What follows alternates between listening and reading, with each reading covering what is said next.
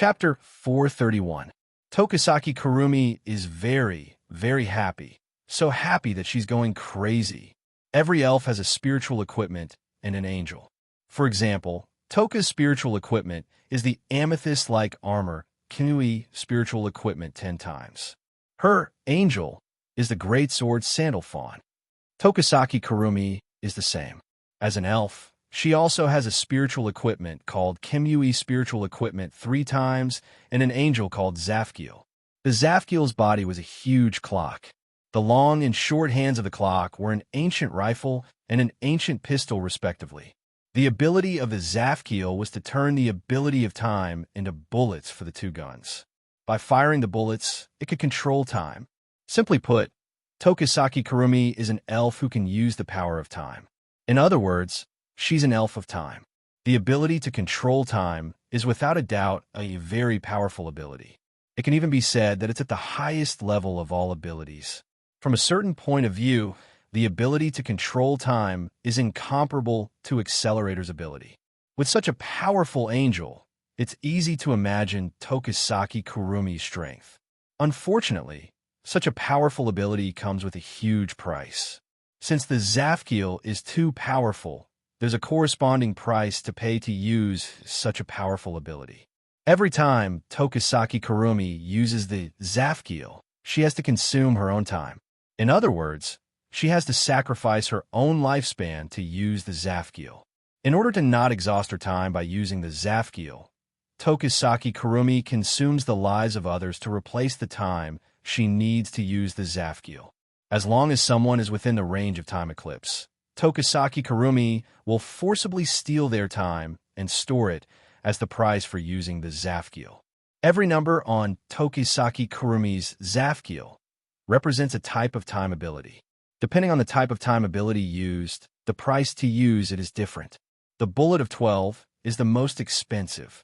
Just one shot will consume the life of an elf. That's why Tokisaki Kurumi has never used the bullet of 12 before. In fact, the reason why Tokisaki Kurumi kills people is to obtain more lifespan so that he can activate the bullet of 12. He will return to 30 years ago and kill the first descending elf to fulfill his sorrowful wish of erasing the existence of the elves. This way, the elves won't be enemies with humans. The elves won't be hunted down, and humans won't suffer heavy casualties due to the space-time quake. However, the cost of using the bullet of 12 is the life force of an elf. If Tashizaki Kurumi used it recklessly, even if she didn't die on the spot, she would become extremely weak and unable to achieve her goal. Therefore, in the original work, Tashizaki Kurumi wanted to devour Itsuka Shido, who had the power of 3 elves sealed within his body. But now Itsuka Shido no longer exists in this world. There's only Wu Yin and Itsuka Shirori who were given the name Itsuka Shido by Kotori. Itsuka Shirori also has the ability to seal elves. But in this world, Itsuka Shirori is no longer the one chosen by Ratatosker to talk to the elves. She doesn't even have the power of 1 elf, let alone 3. Without Itsuka Shido in the original work, Tokisaki Kurumi has no way to achieve her goal quickly. She can only consume the lives of humans slowly until the day she can use the bullet of 12. This was Tokisaki Kurumi's original plan. But now, this plan is no longer necessary. The reason is Tokisaki Kurumi. Wu Yen, who just killed 5 humans, possesses immense power. As a spirit of time, Tokisaki Kurumi might need to pay a price to use the Zafkiel Emperor, but it doesn't change the fact that she can use the power of time. Tokisaki Kurumi can use the power of time and can store time by devouring the lives of others. Naturally, she can also sense how much time others have. That's why Tokisaki Kurumi was so excited that she attacked Wu Yin without saying much. She can sense that the man in front of her has unlimited time. Limitless life. In other words, this man's life was limitless. Even if humanity is destroyed, the man in front of her can still live. Even if life is destroyed, the man in front of her can still live. Even if the world is destroyed, the man in front of her can still live because his time is unlimited. What does this mean? This meant that as long as Tokisaki Kurumi devoured the man in front of her, she would have unlimited time. She would be able to use Zafkiel and Bullet of 12 whenever she wanted. She would be able to go back to 30 years ago whenever she wanted. Her ability to control time would no longer be flawed. To Tokisaki Kurumi, Wu Yin is the most attractive existence in the world. Tokisaki Kurumi was overjoyed. She was truly overjoyed. Whenever she thought about how she could achieve her goal by devouring the man in front of her, Tokisaki Kurumi could no longer calm down. Even Wu Yin doesn't know the reason for this. He thought that Tokisaki Kurumi attacked him to pay the price for using Zafkiel. Who would have thought that his unlimited time as a true ancestor attracted such a troublesome enemy? After stabilizing himself, Wu Yin frowned as he looked at the pale arms on the ground where he was standing. If possible, Wu Yin wouldn't want to go up against Tokisaki Kurumi. Tokisaki Kurumi may be a bit of a psychopath, but she's still a kind-hearted person. At the very least, a true human elf wouldn't want to stop the source of all this. Tokisaki Kurumi once said in the original work that Tokisaki Kurumi is no different from her. In the original work, if Tokisaki Kurumi wasn't saved by Wu Yin, she would have become like Tokisaki Kurumi sooner or later. She would have killed for fun. At the end of the day, Wu Yin has the same thoughts as Tokisaki Kurumi. Every elf is a kind existence.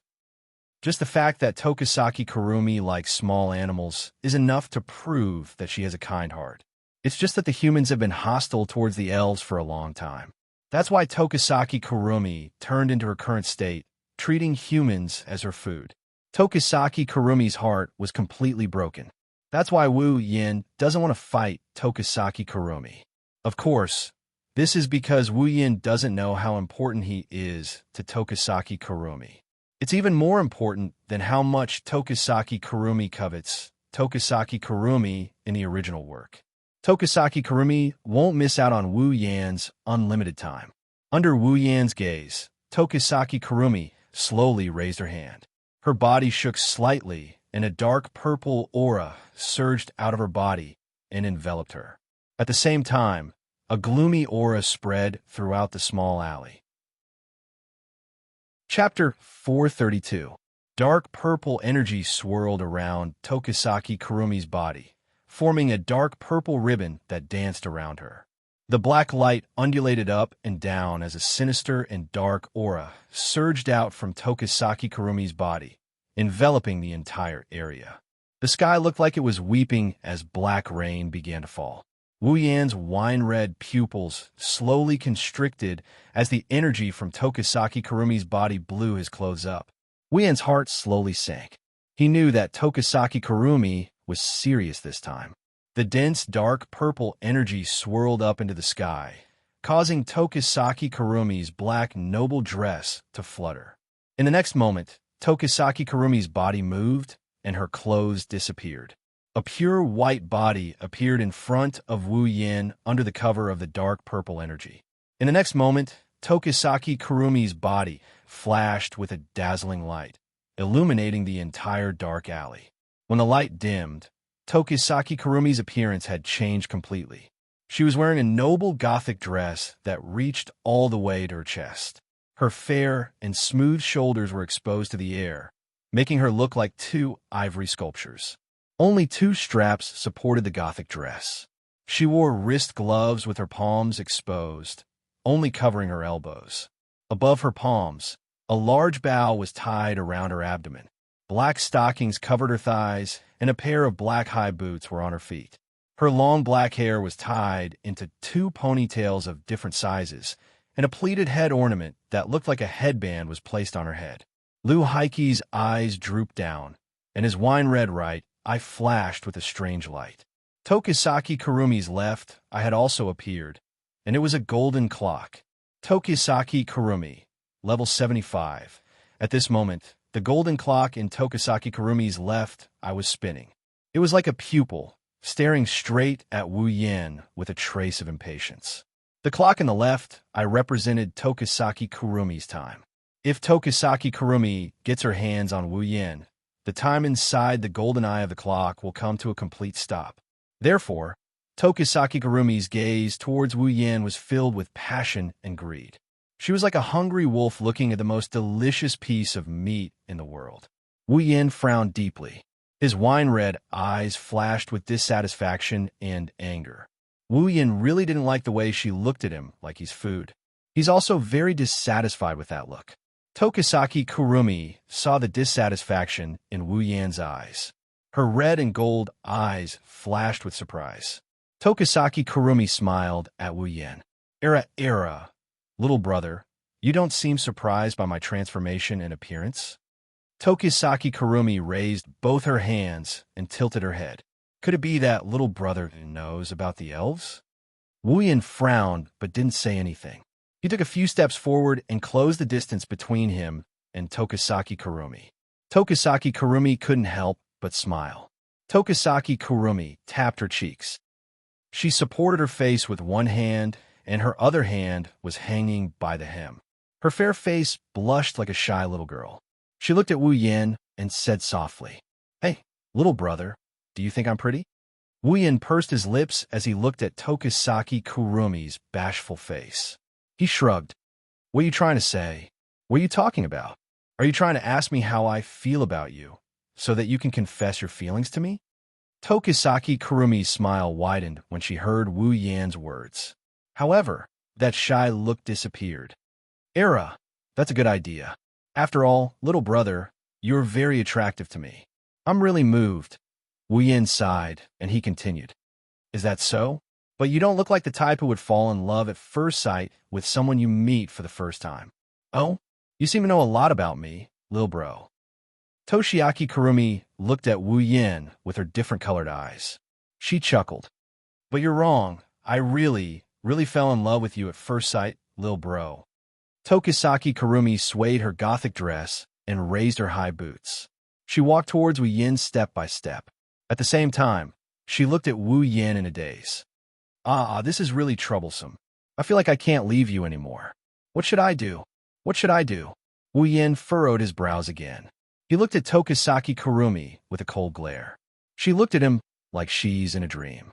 Wu Yan saw Tokisaki Kurumi's mesmerized expression.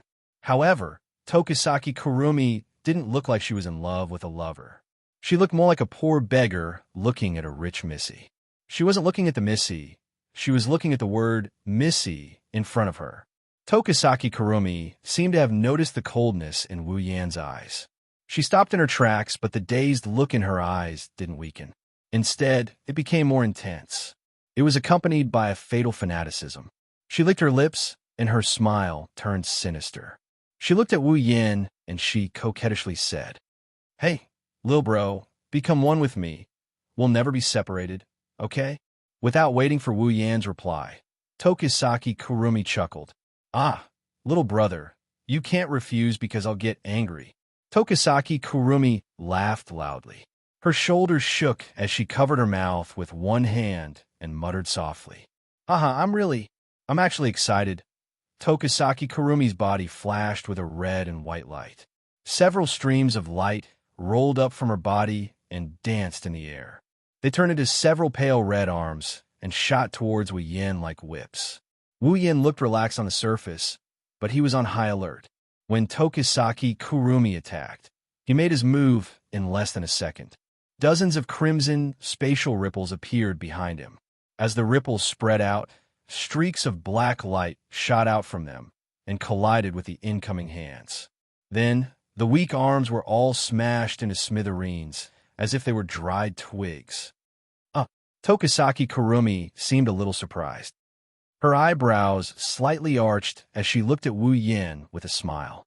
As expected, little brother isn't an ordinary person. You're not an elf, and you don't look like a human. Humans don't have such powerful strength. I want to make you my possession more and more. Wu Yan didn't feel happy at all when he heard Tokisaki Kurumi's fanatical words.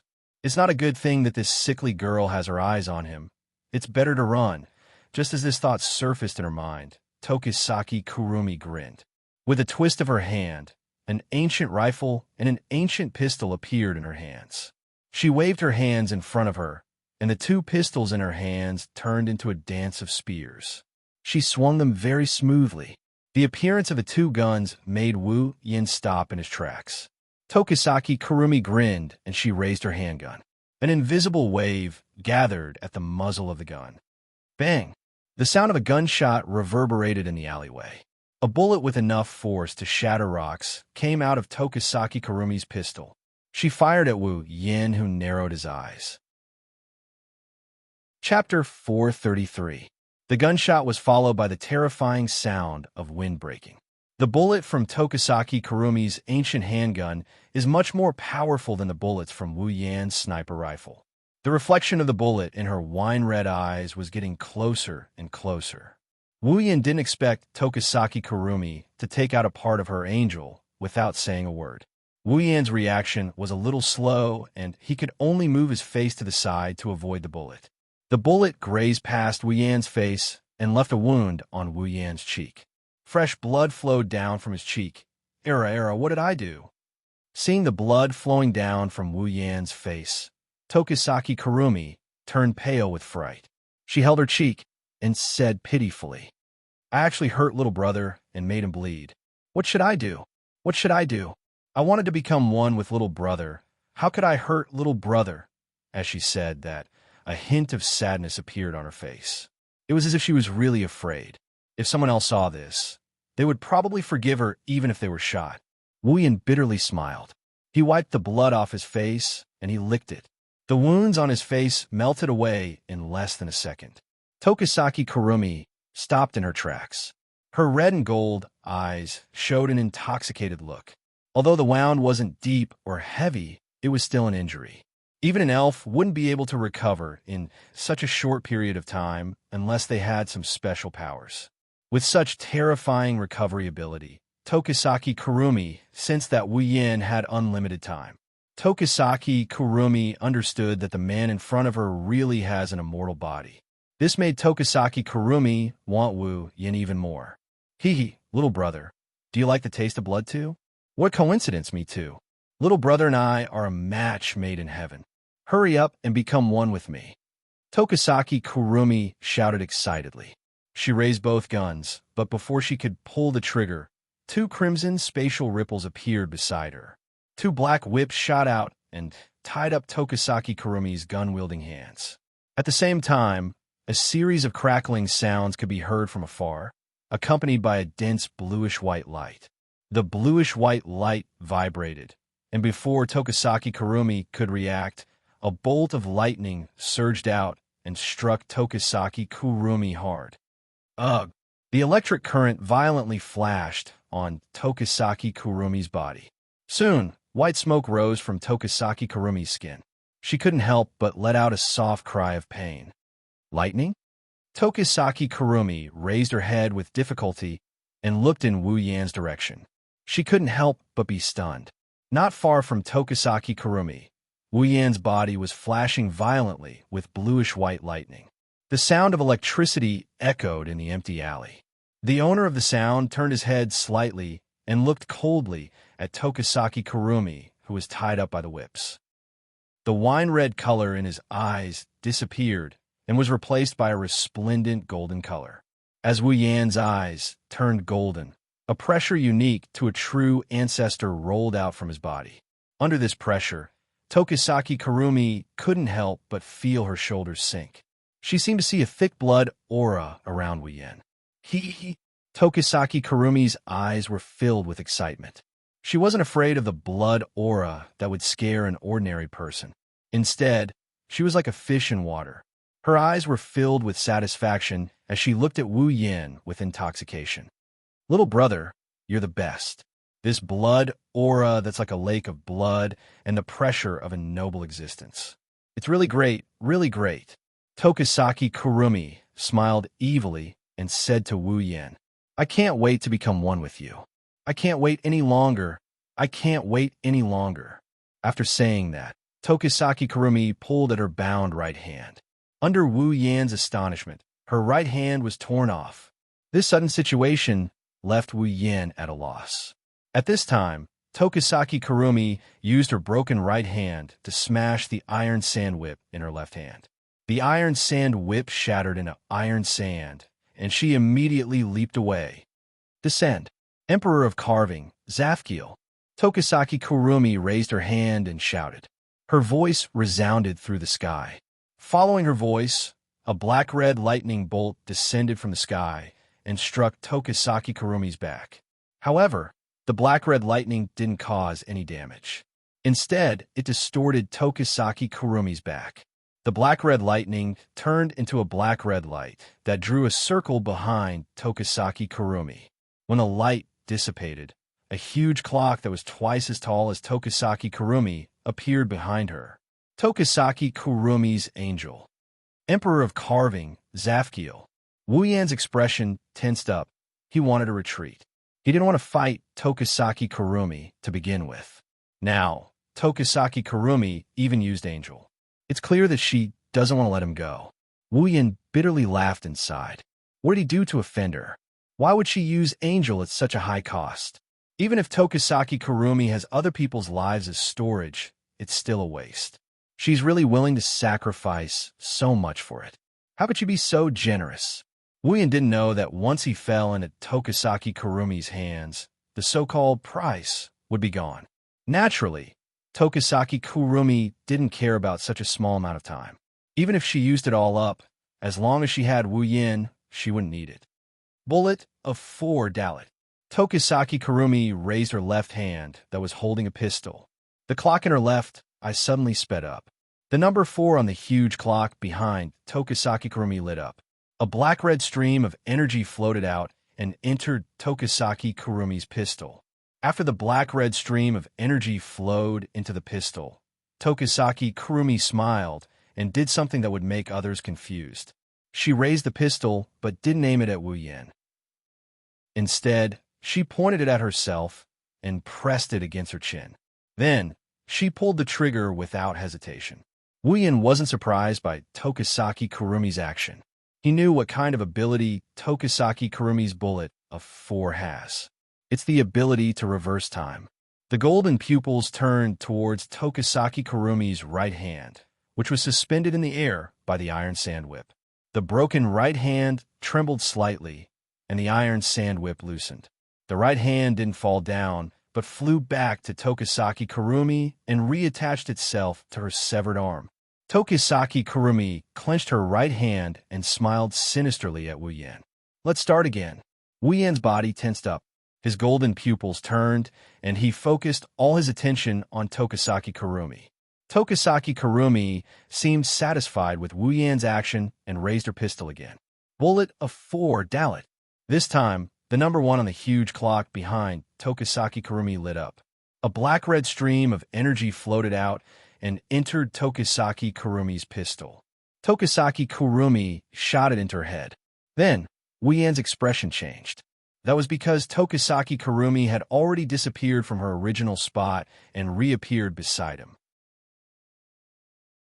Chapter 434. Every number on Tokisaki Kurumi's angel represents a type of time ability. For example, the bullet of 4 can reverse time by shooting a bullet into one's body. After using the bullet of 4, no matter how much damage Tokisaki Kurumi suffered, he would be able to recover in an instant unless the golden clock on his left eye ran out. Otherwise, if Tokisaki Kurumi succeeds in using the bullet of 4 and shoots it into her body, Tokisaki Kurumi will return to her original state. Unlike the bullet of 4, the bullet of 1 is an ability that can be used on the user. However, it accelerates time, making Tokisaki Kurumi's speed unparalleled. In less than a blink of an eye, Tokisaki Kurumi has already moved to Wu Yan's side. Tokisaki Kurumi looked at Wu Yan's face that is inches away from her. She rested her head on Wu Yan's shoulder and caressed Wu Yan's face. She licked her lips with her little tongue and smiled. Ah, what a captivating taste! Tokisaki Kurumi's lips curled into a sinister smile. Her red and gold eyes stared at Wu Yan's golden eyes. They were red just a moment ago. How did they turn gold all of a sudden? Hey, little brother, can you tell me? Tokisaki Kurumi's unique fragrance wafted into Wu Yan's nose as she rested on his shoulder. If it were any other time, Wu Yan's heart would be stirred. However, no matter how carefree he is right now, he wouldn't think that this is the right time to do such a thing. Taking a light breath, Wu Yan didn't turn to look at Tokisaki Kurumi. Is this okay? You're touching my body without permission. Tokisaki Kurumi was stunned. Before she could react, the sound of lightning clashing echoed. Her face turned cold, and she quickly moved away from Wu Yan's body. However, her hand that was caressing Wu Yan's face was inevitably injured. The lightning struck her hand and caused her hand to twitch. The pain was transmitted to her mind. Tokisaki Kurumi shook her hand that was charred black from the lightning. She looked at Wu Yan and said, "You're not an elf, but you can use such power. Lightning? If I'm not wrong, the Pillar of Fire just now should be little brothers. With such power and time, what kind of existence are you? I'm really curious." Time. Wu Yan didn't pay attention to Tokisaki Kurumi's words. Instead, he noticed one of her words. Combining his understanding of Tokisaki Kurumi and her ability as an angel, a thought flashed through his mind. No wonder Tokisaki Kurumi treated him like that. It was because of his unlimited lifespan, which meant unlimited time. Well, it doesn't matter. Little brother, you're going to be mine soon. I'm really excited. Tokisaki Kurumi raised her right hand and pointed her rifle at Wu Yan's head. The next moment, a gunshot rang out. Blood flew into the air and scattered on the ground. Tokisaki Kurumi weighed the rifle in her hand and chuckled. He dodged it at such a close distance. Tokisaki Kurumi turned to look at the panting Wu Yan who's holding his forehead. Damn it! Wu Yan wiped the blood off his forehead. He clenched his teeth and looked at Tokisaki Kurumi. The ability of time is really troublesome. It's just a simple acceleration of time, and I'm already in this state. If I use other abilities of time, I'll be in trouble. How did Kotori defeat this pervert in the original work? That won't do, little brother. Tokisaki Kurumi's red right eye flashed with a demonic blood-red light. She raised her foot and walked towards Wu Yan. I should have told you not to reject me.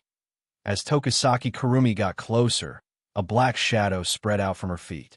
It covered the entire alley, including Wu Yan's feet. Standing in the shadow, Wu Yan felt something flowing out from his body and into the shadow. Wu Yan was shocked, and his face sank. Could this be the City of Time eclipse? It's over. I finally found some fun, and it's going to end just like that. What a pity. Tokisaki Kurumi lowered her head in disappointment, but she quickly raised it again with a happy smile. But to be able to become one with you, little brother, it's all worth it. Everything is worth it. Wu Yan pursed his lips after hearing Tokisaki Kurumi's morbid words. He raised his head and stomped on the ground. At the same time, electricity surged out from Wu Yan's body and shot towards the ground with unimaginable speed. Tokisaki Kurumi's face changed. On the huge clock behind her, a black and red stream of air flowed out and turned into a bullet. It flowed into Tokisaki Kurumi's gun and hit her body. In the next second, Tokisaki Kurumi disappeared on the spot, avoiding the electric current from the ground. However, the moment Tokisaki Kurumi disappeared, the shadow on the ground also disappeared. Wu Yan relaxed. Although his time was unlimited, who knew if Tokisaki Kurumi would pull him into the shadow and devour him? If he was pulled into Tokisaki Kurumi's shadow, Wu Yan didn't think that his true ancestor body would be able to keep him safe. Even if he didn't die, he wouldn't be able to avoid staying in the shadow of the City of Time eclipse for the rest of his life. Tokisaki Kurumi was annoyed. She came in front of Wu Yan, and the clock in her left eye started spinning again. A huge clock appeared behind Tokisaki Kurumi. On the number 8, 2 black and red streams of air flowed out and were shot out by Tokisaki Kurumi. Bullet of 8 Chet. A shadow spread out from under Tokisaki Kurumi's feet. However, this time, the shadow wasn't the City of Time eclipse. Pale red, glowing arms extended from the shadow. Then, as if they were crawling out of a hole, they supported themselves on the ground. Tokisaki Kurumi crawled out from the shadow and looked at Wu Yan with an evil smile. Bullet of 8 Chet, the ability to recreate one's past self in different timelines. Seeing the Tokisaki Kurumi walking towards him, Wu Yan couldn't help but smile bitterly. No way, you're using a cheat. Seeing Wu Yan's bitter smile, Tokisaki Kurumi felt her heart ache. She raised her hand and tapped her chin. But what she said only made Wu Yan's bitter smile even more bitter. This time, I won't let you escape. I won't let you escape. Bullet of 7, Zayin. The number 7 on the clock lit up. Black and red streams of air flowed into the guns in Tokisaki Kurumi's hands. Then, Tokisaki Kurumi shot the bullet of 7 at Wu Yan. Not good. Wu Yan quickly retreated and dodged the bullet of 7. His heartbeat quickened. The bullet of 7's ability can stop time. If he's hit by the bullet of 7, he won't be able to move and can only be dragged into the City of Time Eclipse by Tokisaki Kurumi. Bullet of 7 Aleph. However, just as Wu Yan dodged, Tokisaki Kurumi's voice rang again. Before Wu Yan could react, Tokisaki Kurumi appeared in front of Wu Yan. She raised her rifle and pointed it at Wu Yan's forehead. Bullet of 7, Zayin. Looking at Tokisaki Kurumi, who had a sickly smile on his face, his golden pupils constricted as he stared at him. Chapter 435. When he felt a cold sensation between his eyebrows, Wu Yan finally saw the rifle in front of him. His golden pupils shrunk, and in the next second, the sound of a gunshot reverberated through the empty alley. Bang! Clang! At this critical moment, a crimson spatial ripple appeared between Wu Yan's eyebrows. Black iron particles quickly floated out from it and condensed into a small ball of iron particles at the muzzle of Tokisaki Kurumi's rifle. It blocked the bullet that was about to hit Wu Yan's forehead, saving Wu Yan from danger. Tokisaki Kurumi's attack was neutralized in such a manner. She couldn't help but pause her movements for a moment, giving Wu Yan a chance to catch his breath. Wu Yan understood that there was still a gap between his strength and Tokisaki Kurumi's. After all, he was only comparable to someone at the beginning of rank 8. Tokisaki Kurumi, on the other hand, was level 75 and had a powerful angel like Zafkiel. If things continued like this, he would only end up as fertilizer. A trace of ruthlessness flashed in Wu Yan's golden pupils. Instead of retreating, he charged forward. Electricity surged from his body. He stretched out his hand and pressed it on Tokisaki Kurumi's forehead. All the electricity in his body was transferred to Tokisaki Kurumi's body in an instant. Tokisaki Kurumi didn't expect that her prey would choose to counterattack instead of running away. When the chaotic electricity hit Tokisaki Kurumi's delicate body, she couldn't help but cry out in pain. After a while, her fair and smooth skin was charred black all over. Wisps of smoke rose from her body as if she was just cooked meat. A faint smell of stew wafted from her body. The reincarnations of Tokisaki Kurumi in the past finally reacted. They raised their guns and fired wildly at Wu Yan. Bullet after bullet entered Wu Yan's body. In a short moment, Wu Yan's body was filled with black holes. Blood flowed out from the holes and stained Wu Yan red. Wu Yan gritted his teeth. He endured the pain coming from every part of his body. He yelled, and he sent Tokisaki Kurumi flying with a kick. The consequence of this was naturally a new round of frenzied shooting. Bang, bang, bang, bang, bang. The continuous gunshots were accompanied by blood that floated into the air. The random gunshots echoed in the empty alley. When the gunshots stopped, the bloodied Wu Yan was already half kneeling on the ground. The intense pain constantly invaded Wu Yan's mind, causing the ruthlessness in Wu Yan's eyes to become more and more intense. It even turned into madness. Wu Yan ignored the injuries on his body and raised his fist. Lightning flashed from Wu Yan's body again. The violent electric current rushed to Wu Yan's fist, causing it to shine. Then, Wu Yan punched the ground fiercely. Boom! After a loud bang, the ground collapsed with the fist as the center. The ground in the empty alley collapsed into pieces of broken stone slabs. The surrounding ground turned into a huge pit. The reincarnations of Tokisaki Kurumi in Wu Yan's timeline were all caught off guard and fell into the pit. At this time, Wu Yan flew into the air. Above Wu Yan, a crimson spatial ripple expanded as Wu Yan soared into the sky. Along with it, the hilt of Nyedan Shana emerged. Wu Yan flew to the crimson spatial ripple and grabbed it, pulling it out with force. Burn it all up. A low voice came from the figure in the air. At the same time, the flames of the red lotus fell from the sky like lightning and crashed into the deep pit. Boom! In an instant, the red lotus fire burned fiercely in the deep pit, turning everything on the ground into a sea of fire. In the sea of fire, faint groans could be heard and screams could be heard. Faintly, in the sea of fire, a thin figure could be seen slowly turning into nothingness. Huff, huff. Looking at the sea of fire below, Wu Yin panted violently. His blood dripped into the sea of fire, causing a sizzling sound. But if one looked closely, one would notice that the holes on Wu Yan's body were slowly recovering until there was no trace of injury left at this time. A somewhat intermittent voice drifted into Wu Yan's ears. Looks like I've underestimated you, little brother. Hearing this voice, Wu Yan closed his eyes for a moment before turning his head to look. At the source of the voice, Tokisaki Kurumi's charred body crawled up from the ground. Her red right. I stared straight at Wu Yan. She didn't seem to have any reaction to the destruction of her past body. Instead, she seemed excited. Under Tokisaki Kurumi's excited gaze, Wu Yan couldn't help but feel his scalp tingle.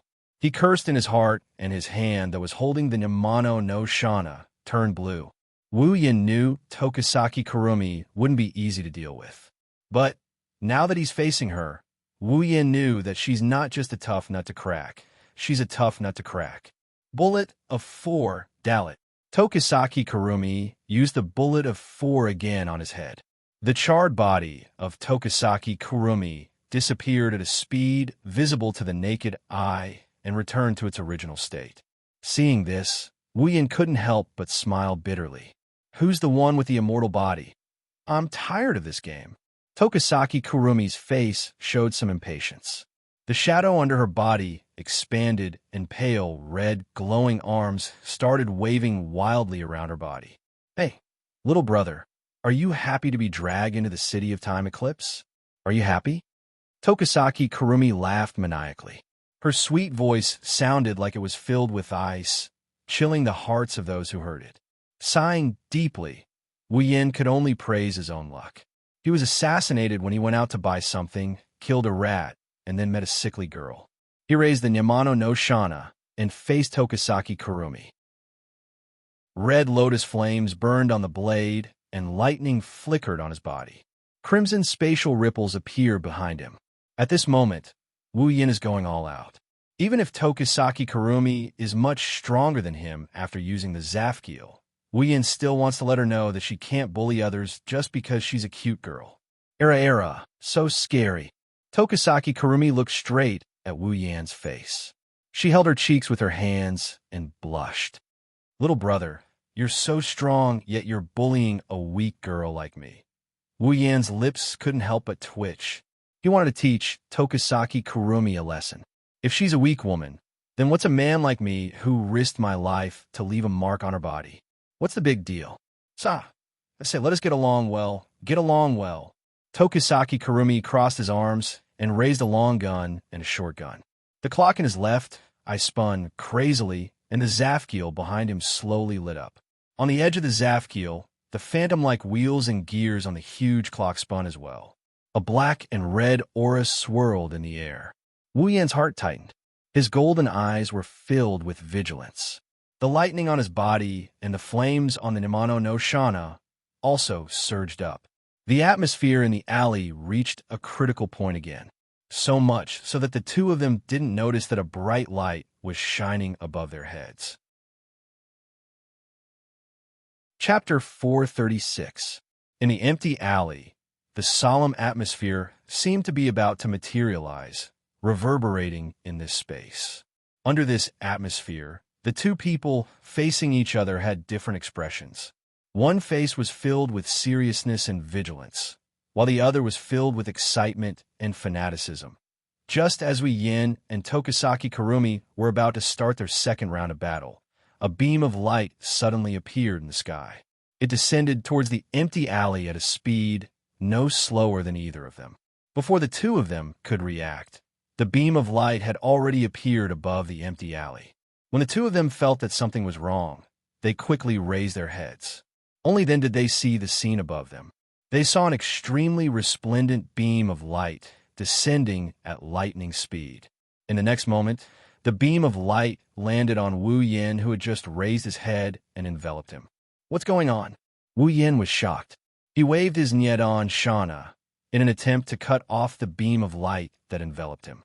However, the Nyedan Shana seemed to have cut through the air and did nothing. Wu Yin furrowed his brows. When he felt that the beam of light had no effect on him, Wu Yin let out a sigh of relief. On the ground, Tokisaki Kurumi looked at the beam of light that enveloped Wu Yin. He seemed to have thought of something, and his expression changed. He subconsciously reached out his hand and shouted, "Wait!" However, just as Tokisaki Kurumi's voice rang out, the beam of light suddenly lit up. The resplendent light illuminated the entire dark alley like it was daytime. The dazzling light caused Tokisaki Kurumi to raise his hands to block in front of him. One of his red and one of his gold eyes involuntarily closed. Within the resplendent light, the beam of light shook and retracted at a speed several times faster than when it came. It returned to where it came from and disappeared in the blink of an eye. However, the same thing happened to Wu Yin, who was enveloped by the beam of light. When Tokisaki Kurumi recovered from the dazzling light and opened his eyes, both the beam of light and Wu Yin had disappeared. All that was left was the ruins and the 5 members of the AST sniper team who were knocked down by the shockwave. Tokisaki Kurumi's expression turned gloomy. It was obvious that someone had taken away Wu Yin. Clutching her forehead, Tokisaki Kurumi chuckled softly. Her laughter grew louder and louder until it reverberated throughout the empty alley. Tokisaki Kurumi's red right eye flashed with a demonic blood-red color as he laughed maniacally. "No matter where you run to, you'll become mine in the end. You can't escape. You can't escape." Behind Tokisaki Kurumi, the clock Zafkiel disappeared without a trace as soon as she finished her sentence. Tokisaki Kurumi lightly sighed and pursed his lips into a smile. "Era, seriously, I'm getting hot in advance. However, the good stuff should be saved for last. So it's you again?" At this time, an indifferent voice was heard from behind Tokisaki Kurumi. Hearing this voice, a faint smile appeared on Tokisaki Kurumi's face. She seemed to recognize the owner of this voice. She turned her head and looked towards the source of the voice. A petite girl of about 14 years old with dark blue hair tied in a ponytail and a mole under her left eye stood not far from Tokisaki Kurumi. Her brown eyes scanned the empty alley. When she saw the 5 corpses on the ground, she wasn't surprised at all. Instead, she frowned when she saw the mess on the ground.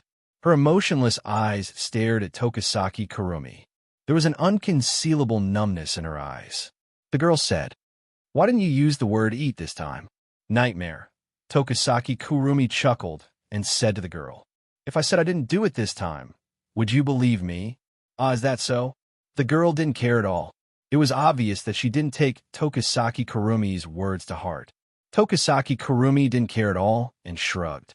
The number of people who died in Tokisaki Kurumi's hands is 1,000 times more than the number of people here. If she were to count them one by one, who knows how long it would take even if all of AST's members were to do the math. Adding in 5 more wouldn't matter. Seeing that Tokisaki Kurumi was silent, the girl's gaze sharpened. Then a light flashed from her body.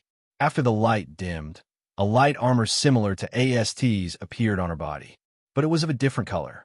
The girl pulled out a lightsaber from her back and pointed it at Tokisaki Kurumi. "Then please die again," the girl said in a numb tone. It sounded like she's killed Tokisaki Kurumi multiple times already. Tokisaki Kurumi grinned. He didn't retort or resist. He looked at the girl rushing towards him and put down his gun. He looked up at the sky. Next time. Before he could finish his sentence, the light sword in the young girl's hand slashed across Tokisaki Kurumi's throat, cutting off the rest of his words. Fresh blood sprayed into the air above Heavenly Palace City, Fraxinus. On a platform in the invisible airship, a beam of light suddenly rose up and illuminated the platform like a light bulb. Then it slowly dimmed. As the light pillar dimmed, a figure appeared on the high platform. The clothes on his body were in tatters.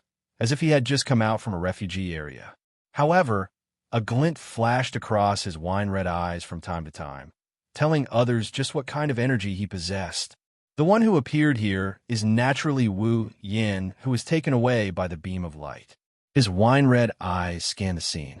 When the familiar scene imprinted itself into Wu Yan's eyes, Wu Yin felt relieved. He also roughly guessed why he appeared here. Welcome back. In front of the platform, Rain Murasame, who always has dark circles under her eyes, stared blankly at Wu Yin.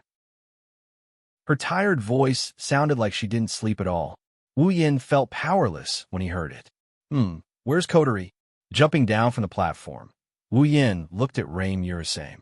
It should be Coterie's idea to send me back through the teleportation device. Rain Murasame nodded and walked outside. Let's go. The commander is waiting for you in the command room. Wu Yin scratched his face and followed Rain Murasame to the command room. In the command room, all the members of Ratatoskr looked up at the big screen in front of them. Their eyes were filled with seriousness, fear, hesitation, and uncertainty. They all fell silent, causing the command room to become silent. Coterie, who was sitting on the command platform, was included as well.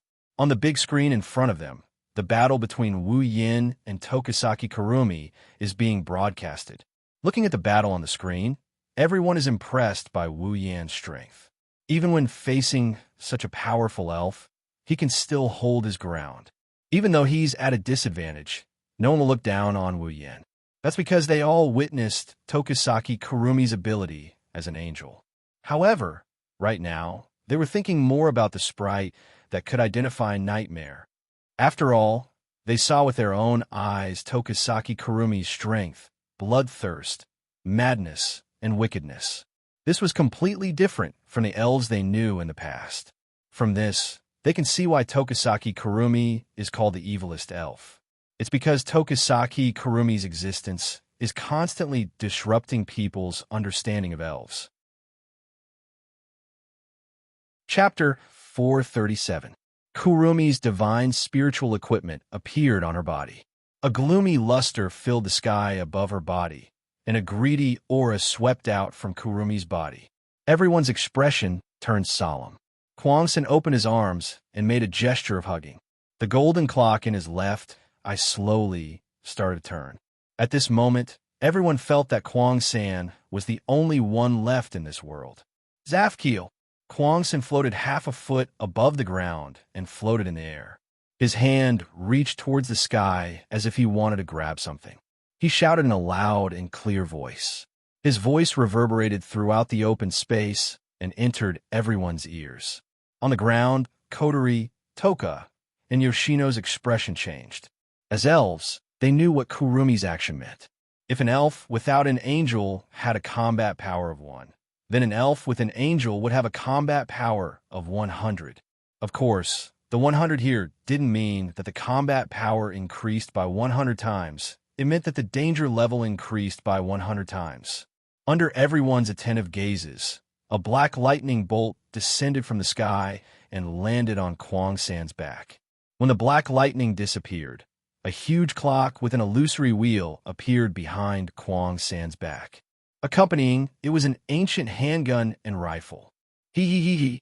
Kwangsan grinned and let out a burst of laughter that made everyone's hair stand on end. She raised her 2 guns and drew 2 arcs in front of her. Then, like the hour and minute hands of the huge clock behind her, she pointed at the numbers on the huge clock. Aleph. When the handgun pointed at the number 1 on the huge clock, a black and red stream of air immediately floated up and flowed into the handgun in Kwangsan's hand. At the same time, the golden clock in Kwangsan's left eye sped up. On the opposite side, Yue Chinyu, who was standing at the back, gritted his teeth. Although the sniper rifle in his hand was aimed at Kwangsan, he didn't dare to pull the trigger because he knew that if he didn't succeed with the ability of the other party, he would definitely be killed in an instant. Therefore, this shot was very important. Yue Chinyu knew that in terms of combat power, he might be stronger than ordinary people, but compared to Shinna, the gap was not small. After all, Shinna not only underwent body modification, but also had the latest equipment. In this battle, Shinna was the main force. Therefore, what Yu could do was to be like a real sniper, waiting for the rabbit to hit the tree stump. When the rabbit hit the tree stump, he would fire a fatal shot. Yu didn't shoot, but that didn't mean that Kurumi's pistols were weak. Bang! The sound of the gunshot echoed. Before anyone could react, Kurumi had already fired the Aleph into his head. With the sound of the gunshot, Kurumi instantly disappeared from Shina and Yu's sight. Their pupils shrank at the same time, and their hearts were slightly shocked. In the blink of an eye, Kurumi appeared beside Shina with a smirk on his face. "Be careful!" Toka and Yoshino exclaimed, but it was too late. Kurumi's rifle was already aimed at Shina's body. The next moment, the sound of the trigger being pulled, the sound of the bullet being fired, and the sound of the bullet hitting the body, it didn't take long before it was heard.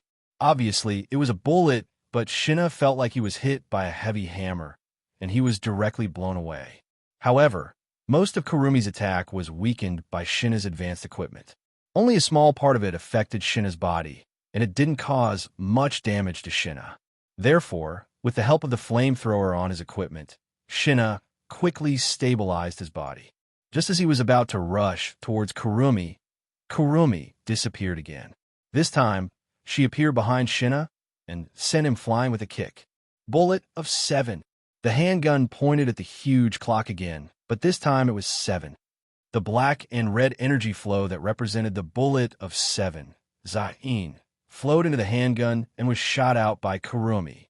This time, Shina didn't have time to stabilize his body, and he was directly hit by the bullet of 7. When the bullet of 7 hit Shina's body, a transparent circular shield covered his body, and the strange thing is, Shina, who was flying back, stopped in mid-air. With such a result, Kwang-san naturally aimed the guns in her hands at him. Shina. On the ground, Toka screamed in horror.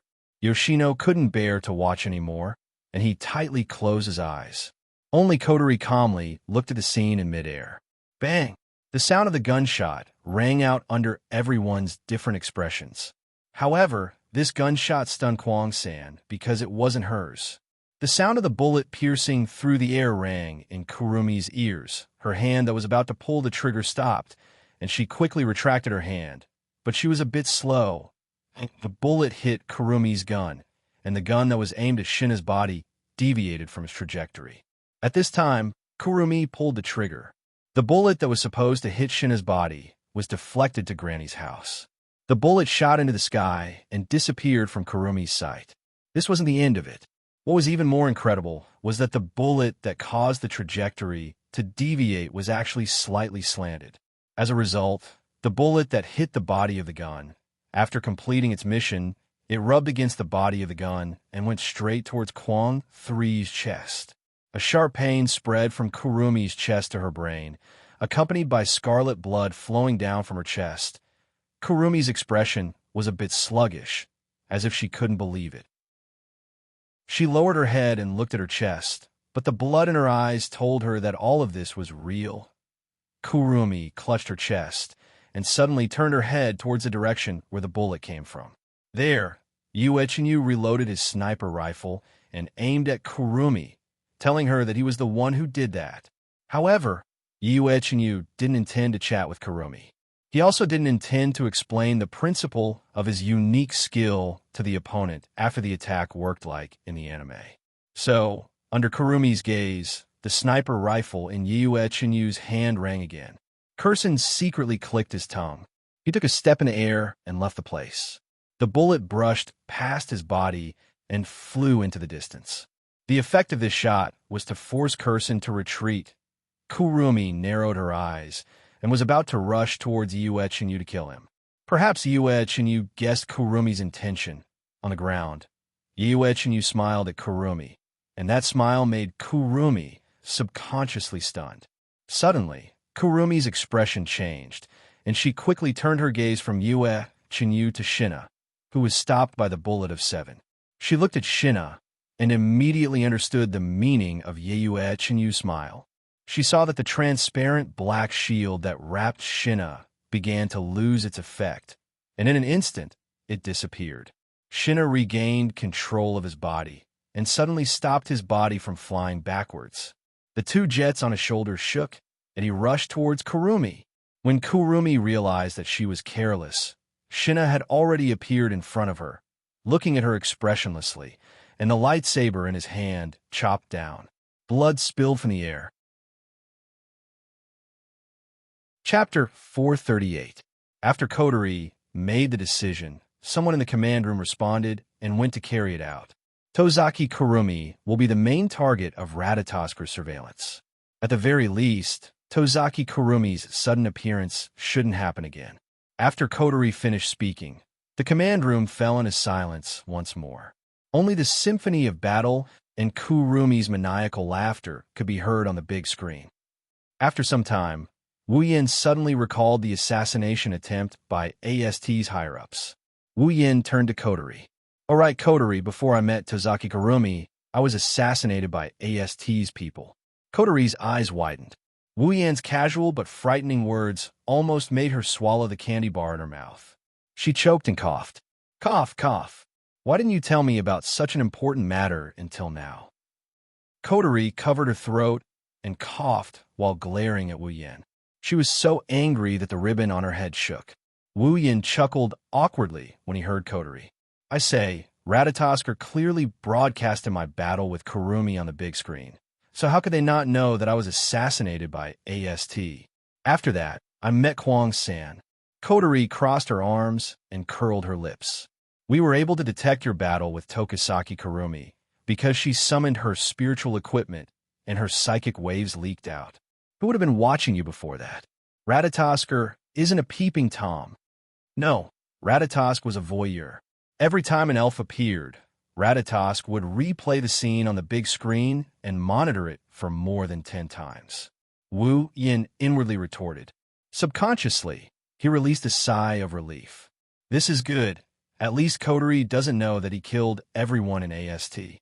Otherwise, even if Kotori doesn't blame him in her commander mode, she would at least feel bad about it. Moreover, the kind sister mode would probably be afraid of him. Who knows?" Kotori glanced at Wu Yin and said to Wu Yin, "What's going on? Why would AST assassinate you?" "I haven't received any reports of AST's movements." Wu Yin didn't try to hide anything. "The AST assassins that came to assassinate me weren't part of Kyuchi Origami's frontline unit. They were part of a sniper unit. They seem to be under the direct command of the higher-ups of AST." Direct command of AST's higher-ups. Kotori narrowed her eyes and sneered. "Ah, it's those guys' troops. No wonder I couldn't get any news. The direct subordinates of the AST higher-ups usually don't appear in the eyes of others. They only hide in the dark and secretly do things that others look down on. If it's them, then it's not strange at all."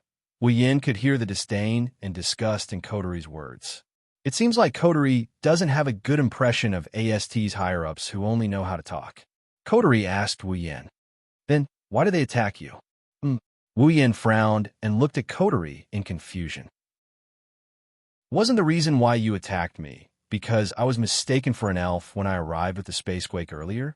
After all, I only explained to you guys that I'm not an elf. But you don't have psychic waves." Kotori froze as if she thought of something. It's not just Kotori. Kamizuki Kyuhei and Murasame Rain also had a strange feeling. This made Wu Yin even more confused. "Even if there's no psychic wave, the people from AST saw me descend with their own eyes. Perhaps they thought that I used some method to conceal my psychic wave, or perhaps they would rather kill the wrong person than let me go. That's understandable. Hasn't AST always been aiming to destroy the elves?" Lucian asked. Wu Yin looked at Kotori with his red eyes. "All right, Kotori, if I was attacked, what about Toka? She shouldn't have been attacked, right? I tried to get information from the sniper squad leader, but he didn't know anything about Toka. Isn't that a little too unrealistic?" Wu Yin isn't sure if it's just his imagination, but he felt like Kotori's expression is getting stiffer and stiffer. She even started shivering as if she knew something. Wu Yin rubbed his chin and stared at Kotori. "Kotori, could it be that you know what's going on?" Kotori chuckled, but there's a hint of guilt in her laughter. Wu Yin narrowed his eyes. Wu Yan's intuition tells him that the reason he's being treated differently than Toka is because of this commander. Kotori's expression turned unnatural under Wu Yan's intense gaze. She finally said, Toka is under Radatasker's political protection because she's an elf. As long as she doesn't have psychic waves, AST won't pay attention to her. Political protection? That's right. Coterie went all out. It's similar to America's Witness Protection Program. Oh. Wu Yan rubbed his chin and grinned at Coterie. In other words, Toka is under Radatasker's political protection, so she doesn't attract attention, but I'm not. That's why I was attacked. Is that what you're trying to say? Coterie gulped. She's speechless. Looks like she's admitting to it. Wu Yan flipped over 1,000 tables in his heart. He couldn't stay calm as he shouted. Why is there a difference in treatment? Don't tell me they don't care about me? Aya, you're so long-winded. Coterie retorted. Radatasker's political protection is only for elves. You're not an elf, so what? Coterie fidgeted for a bit and whispered. So, I forgot. After a while, Wu Yan slapped himself on the head and sighed at the sky. He wanted to cry, but no tears came out. I'm being targeted because this cute girl forgot. That's why I'm being targeted. That's why I attracted Tashisaki Kurumi. My bad luck today is all because of this girl. Coterie knew that she was being natural for once, so she felt a bit awkward. She didn't want to face Wu Yan, so she quickly changed the topic. By the way, Dao, Radatasker has decided to assign you an assistant. You can ask him to do anything for you in the future. In order to change the topic, Coterie didn't ask for Wu Yan's opinion. She yelled out, "Come in." The door to the command room opened automatically. A beautiful person with long silver hair, wearing the same uniform as Kyuei Kanazuki, walked in and bowed to Coterie. "Commander, Yasuyuki Chinyu, I'm here to report." Finishing his words, the guy called Yatsuki Chinyu turned to Wu Yan and bowed again. "Captain, I'm Yasuyuki Chinyu. I'm looking forward to your guidance." Seeing that his so-called assistant is pretty, Wu Yan's expression lightened up a bit. "Thank you for your guidance, beautiful lady, yes." "Captain." Yasuyuki Chinyu smiled at Wu Yan. Wu Yan smiled back. But what Yasuyuki Chinyu said next made Wu Yan's smile freeze. "By the way, Captain, I'm a man." Wu Yan channeled his innate chi into his head. Wu Yan looked at the smiling, beautiful girl in front of him, and he started crying. Chapter 439. "Captain, this is a communicator." Yue Chinyu handed Wu Yan an item similar to a Bluetooth headset. "If there's anything you need, you can use this to contact me directly." Wu Yan nodded nonchalantly. He put away the Bluetooth headset, which is also the communicator. Then, he looked at Yatsuki Chinyu and sighed. Wu Yan patted Yue Chinyu's shoulder and said seriously, "Yue, I never believed that there would be a man who looks like a girl and is very beautiful. But after seeing you, I believe it." Yue Chinyu's lips curled up. He didn't seem to care about Wu Yan's words. Instead, he seemed to be very happy. He said shyly, "Captain, you can call me Chinyu." Wu Yan raised an eyebrow. Looking at Yatsuki Chinyu, who seems to be in a state of shyness, Wu Yan clenched his fists. His heart is struggling to hold it in. Because if he didn't, Wu Yan was afraid that he wouldn't be able to control himself and beat up this guy who had a beautiful face but was actually a pure man. After taking a few breaths, Wu Yan forced a smile and said, "Then I'll go home first. If there's an emergency, remember to inform me." Yatsuki Chinyu got serious when it came to business. He saluted Wu Yan and said in a loud and resonant voice, "Yes, sir. Captain, is there really no problem?" Casting a suspicious glance at Yatsuki Chinyu, Wu Yan could only keep his thoughts to the back of his mind. He waved his hand at his assistant and stepped on the teleportation device in front of him before disappearing. Heavenly Palace City, Wu He's house. Wu Yan took out the ingredients and clothes that he put in the gate of Babylon and pushed open the door of Wu He's house and walked in. Of course, Wu Yan wasn't used to shouting, "I'm back." The people of the Celestial Empire didn't like that. Wu Yan walked into the living room and threw everything on the table. He shrugged and was about to go back to his room when he saw a scene from the corner of his eye. He slowly turned his head and looked at the table not far away. Wu Yan saw a beautiful girl with dark purple hair. Her eyes were rolling and she fell on the table. She kept crying and looked like she couldn't get up. "Chun Xiang." Wu Yan's face changed. What's wrong with you? Qin Xiang, who was lying on the table, suddenly heard Wu Yan's voice. She trembled and raised her head with difficulty. When she saw that it was Wu Yan, her purple eyes lit up as if she saw her savior. She reached out to Wu Yan. Shido. Wu Yan couldn't help but frown when he saw Qin Xiang's uncomfortable expression. Then he heard her weak voice. Wu Yan looked at her and felt a little worried. She's not sick, is she? Wu Yan walked up to Qin Xiang and held her hand. He quickly said, Qin Xiang, what's wrong? Are you not feeling well? Shido. Qin Xiang looked up at Wu Yan. Tears fell from her eyes. Wu Yan was shocked. But in the next moment, Qin Xiang's words made Wu Yan's face collapse bit by bit. In the end, it turned into the word embarrassed. I am hungry. Qin Xiang seemed to have used up her last bit of strength. She closed her eyes and lowered her head. Once again, she prostrated herself on the table. Looking at the burnt toka, Wu Yan wanted to cry, but no tears came out. He found out that today is really his day of suffering. Not only did he run into an assassination attempt, he ran into a sickly girl, he ran into a trap, and now he almost got screwed over by this glutton of his. Where's Shiji? Qin Xiang, don't you know how to ask Shiji to get you something to eat? Wu Yan helplessly rubbed Qin Xiang's head and sighed. His tone was full of helplessness. Qin Xiang didn't look up. Her muffled voice came from the table. Shiji, she said she ran out of ingredients, so she can't cook. Toka struggled to lift her head. She looked at Wu Yan with teary eyes. She whimpered. Shido, dinner. Got it. I will make it for you now. Wu Yan waved his hand, and he walked towards the kitchen. Toka finally smiled when she saw this. She looked at Wu Yan with eyes full of hope and anticipation. While Wu Yan was cooking, Shirori caught a whiff of the aroma coming from upstairs. She immediately came to the living room. Kotori followed behind her, and she sat down with Shirori and Toka at the dining table. She looked at Wu Yan in the kitchen with glowing eyes. Smelling the aroma wafting through the air, she looked like she's intoxicated. Naturally, the three of them were very satisfied with the meal that followed. While Shirori was cleaning up the table, Kotori tore open a treasure and put it in her mouth. She enjoyed it like a dessert after a meal. She licked the pearl in her mouth and glanced around the living room. When she saw Qin Xiang rubbing her belly, Kotori thought of something and turned to Wu Yan. Her red eyes turned and a sly smile appeared on her face. Big brother, it's time to take a bath, Kotori said casually as if she was talking to her family. Oh, okay. Wu Yan nodded. He stood up from the table and looked at Qin Xiang. Sure, Xiang. I bought your clothes for you. They're on the sofa over there. Go try them on and see if they fit. Okay. Qin Xiang nodded. She spread her arms and pounced on the sofa. Wu Yan chuckled and shook his head. She then walked to the bathroom. When Wu Yan disappeared from the living room, Kotori's nonchalant expression changed. She sneaked a glance at Qin Xiang, who was happily fiddling with the clothes. She covered her mouth and giggled. Damn, brother. This time, Kotori will definitely get her revenge.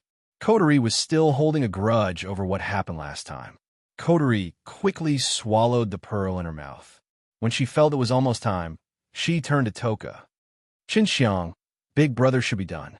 You can go take a bath now. Okay. Qin Xiang didn't suspect anything. He didn't expect Wu Yan to take a bath in less than 5 minutes.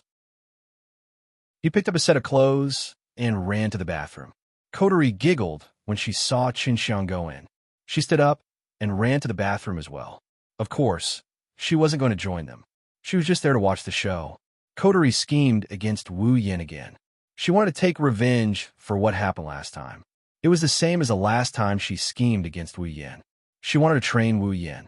Originally, Kotori thought Wu Yan didn't need to go through so much trouble with the skill he displayed when he took down Toka. Also, last time, Wu Yan saw her naked in the bathroom and he didn't even bat an eyelid. He might be a bit shameless, but in terms of objective, Wu Yan met Kotori's requirements. This time, Kotori found out about Tokasaki Kurumi. Even Wu Yan can't do anything about this elf. Kotori herself couldn't come up with any ideas either. She could only try to stimulate this elf. Who knows? Maybe she'll come up with a solution in the blink of an eye. It was because of this that Itsuka Shido was able to live a happy and painful life in the original work. Kotori hid behind the stairs and watched Toka walk into the bathroom. Kotori let out a sigh of relief. She peeked her head out and looked at the bathroom, waiting for some noise. For example, Toka's scream, Toka's scream, Toka's scream, Toka's scream. Chapter 440. 10 seconds later. 30 seconds later. 1 minute later. Why is there no movement?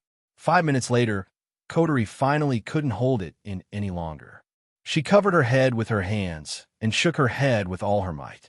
Her 2 red ponytails swayed in the air, and her white satin ribbons also swayed.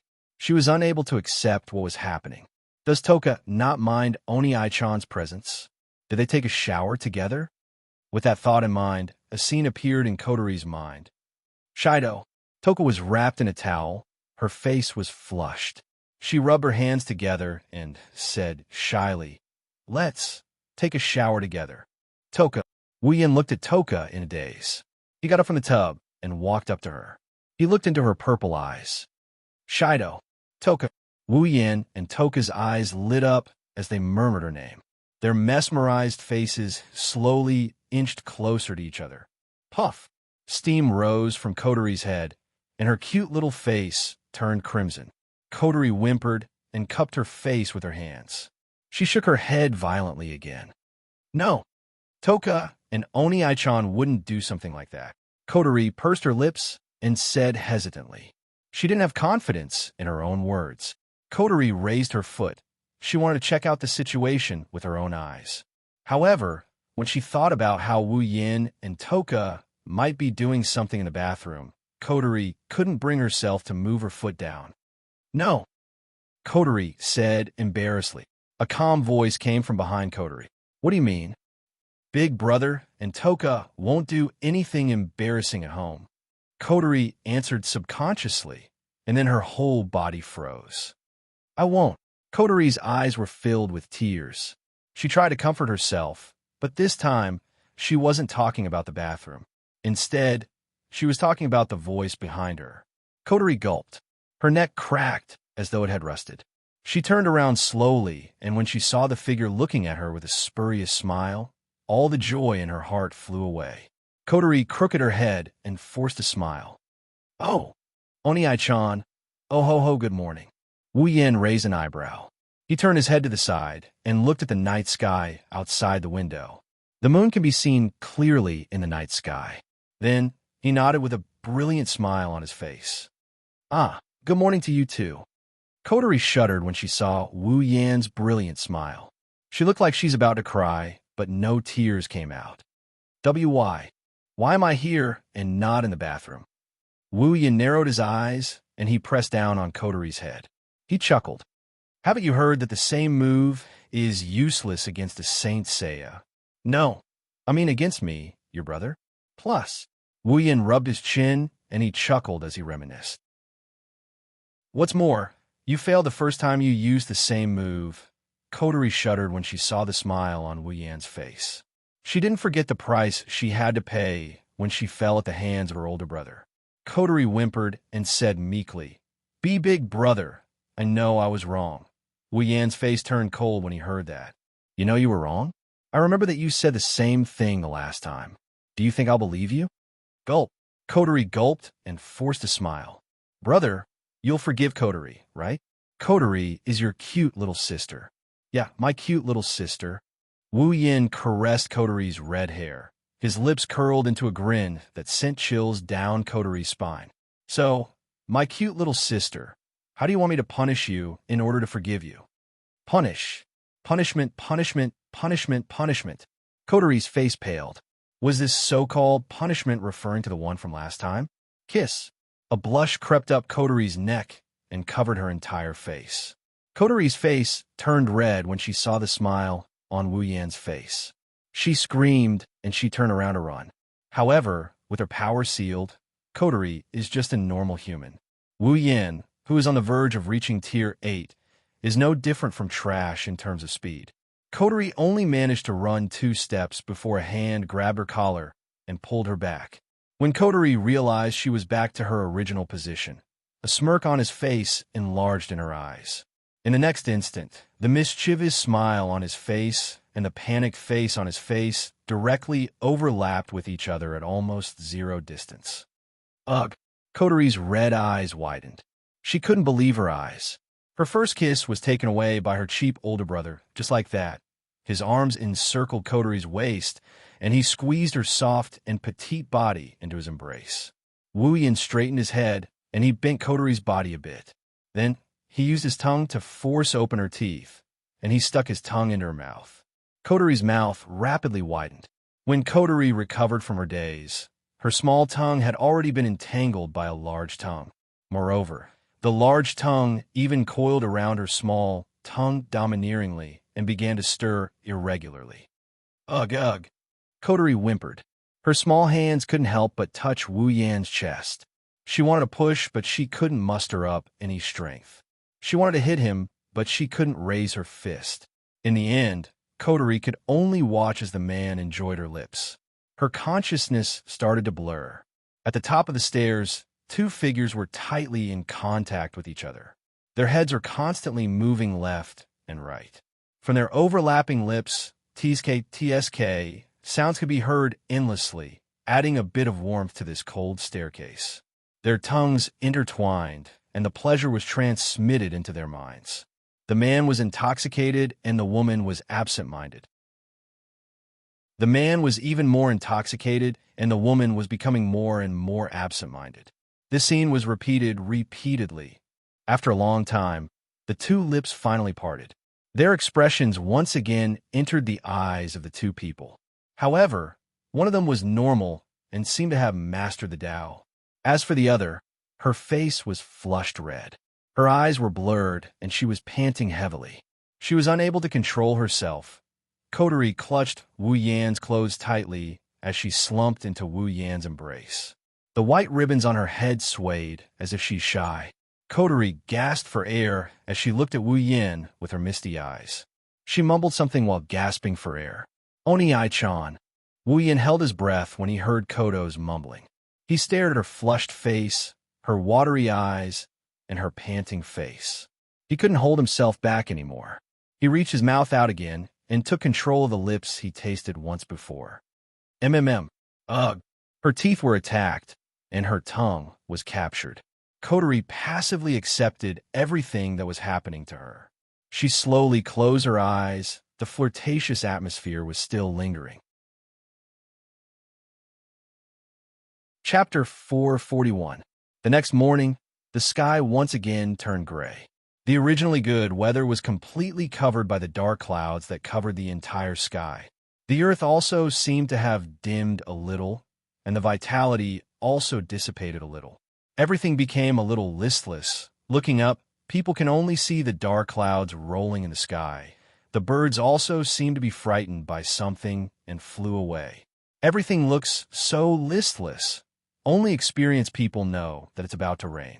On a street in Heavenly Palace City, Wu Yin, Coterie, Toka, and Shirori are walking towards the school.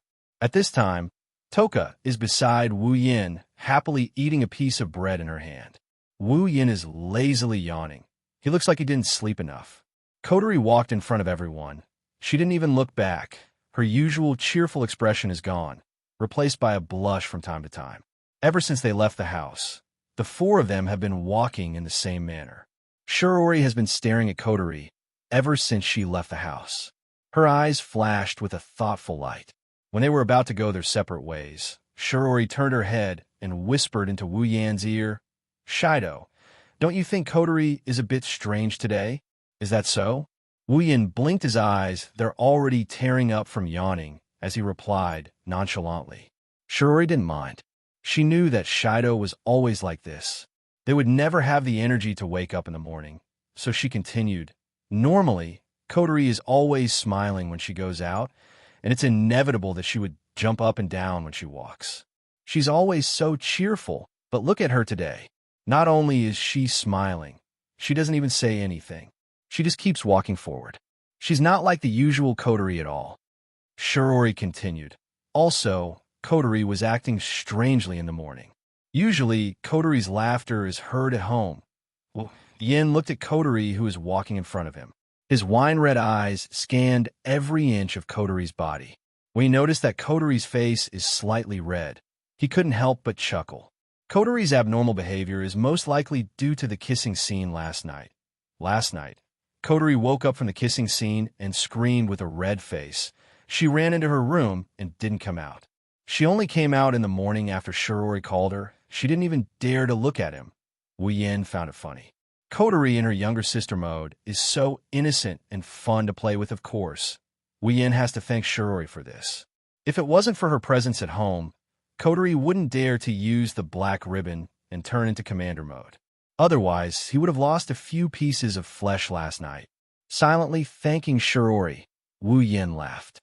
Well, girls, there's always a day or two when they're not normal. Shirori almost fell to the ground. She gritted her teeth and looked at Wu Yin, obviously blaming him for being indecent. Wu Yin scratched his head and laughed apologetically. Shirori snorted. She looked at Coterie and said thoughtfully, Coterie couldn't have been taken advantage of by a boy in school, right? Wu Yin was shocked. He quickly turned his head and pretended not to know anything. However, his admiration for Shirori has increased by several levels. Although it wasn't at school, Coterie was indeed taken advantage of by a boy. It said that a girl's sixth sense is very accurate. He didn't expect a feminine main character to have such a special ability as well. It's really admirable. In Class 4, Grade 2 of Duli Lichon High School, a morning class passed quietly in such a gray weather. At this time, it was already raining outside the window. Shido, Toka had a lunchbox in her hand. She moved her table to Wu Yan's side and joined them together. Let's have lunch together. Wu Yan nodded with a smile and turned to Shirori. Shirori, come here and eat with us. Oh, okay. Shirori paused for a moment before replying. She moved her desk over as well, intending to merge it with Wu Yan's desk. However, before she could merge her desk, another desk suddenly swept out from behind and inserted itself in front of Shirori. Before Shiori's desk could merge with Wu Yan's desk, it stopped right beside Wu Yan's desk. Wu Yan, Toka, and Shirori were stunned. They reflexively looked behind the table. In the next second, Toka's expressionless face entered their line of sight. Yurushi-san. Shirori looked at Yurushi-san in surprise. She didn't know what to do. Toka was also shocked. She frowned and said, "What are you doing? I want to join you." Tabichi Origami used a flat tone, but it's not hard to hear the tone of her voice. Her blue eyes stared at Wu Yan, causing goosebumps to rise all over Wu Yan's body. Ten Fragrance could not help but pout in dissatisfaction. She did not have a good impression of Yuichi Origami, who would chase after her every time she descended. She said rudely, "Don't get in my way." Kite Origami immediately said, "That's what I want to say." Toka and Toka's eyes shot out electricity. Wu Yan, who was sandwiched in the middle, was trembling. Shirori quickly said, "Everyone, let's eat together, okay?" Tabichi Origami was the first to answer. Tabichi Origami was the first to sit down. Tabichi Origami had nothing to say and sat down with Shirori. As a result, a very strange scene appeared. Shirori sat up straight like a high school student. She picked up her lunchbox nervously. Toka stared at Tabichi Origami with unconcealed hostility. Tabichi Origami stared at Wu Yan with an emotionless expression. Wu Yan started sweating profusely. With trembling hands, he opened his lunchbox, but no matter how hard he tried, he couldn't move his chopsticks. Tabichi Origami's calm gaze is too oppressive. Wu Yan is under a mountain of pressure. What's worse is that Tabichi Origami's eyes are filled with undisguised hostility. However, the hostility in Tobarama's eyes was different from that of looking at an enemy. The hostility in Tobarama's eyes was more like looking at a love rival. He nervously picked up a piece of meat and put it into his mouth. Wu Yan couldn't stand Toichi Origami's gaze, so he put the lunchbox to his mouth and buried his head in it. He started eating without caring about anything else. Toka was finally satisfied. She turned around and opened her lunchbox. She looked at Shirori, who was busy eating. She picked up a piece of food and brought it to Shiori's mouth as she spoke calmly. "Please eat." The air suddenly froze. Shirori stared blankly at the expressionless Tokichi origami in front of her. She then stared blankly at the chopsticks in front of her. She couldn't help but swallow her saliva. She forced a smile and said, Tokichi, just call me origami. Huh? Shirori looked at Toka awkwardly and said, origami, I have my own lunchbox. Please eat. As if she didn't hear Shiori's words, Tabichi origami continued in a declarative tone. She stared at Shirori with an oppressive gaze. This time, Shirori finally got a taste of what Wu Yin felt just now. Shirori hesitated for a while, and then ate the dish that Tobi origami fed her. She chewed it with a strange expression. Tobi origami then sent another dish to her mouth.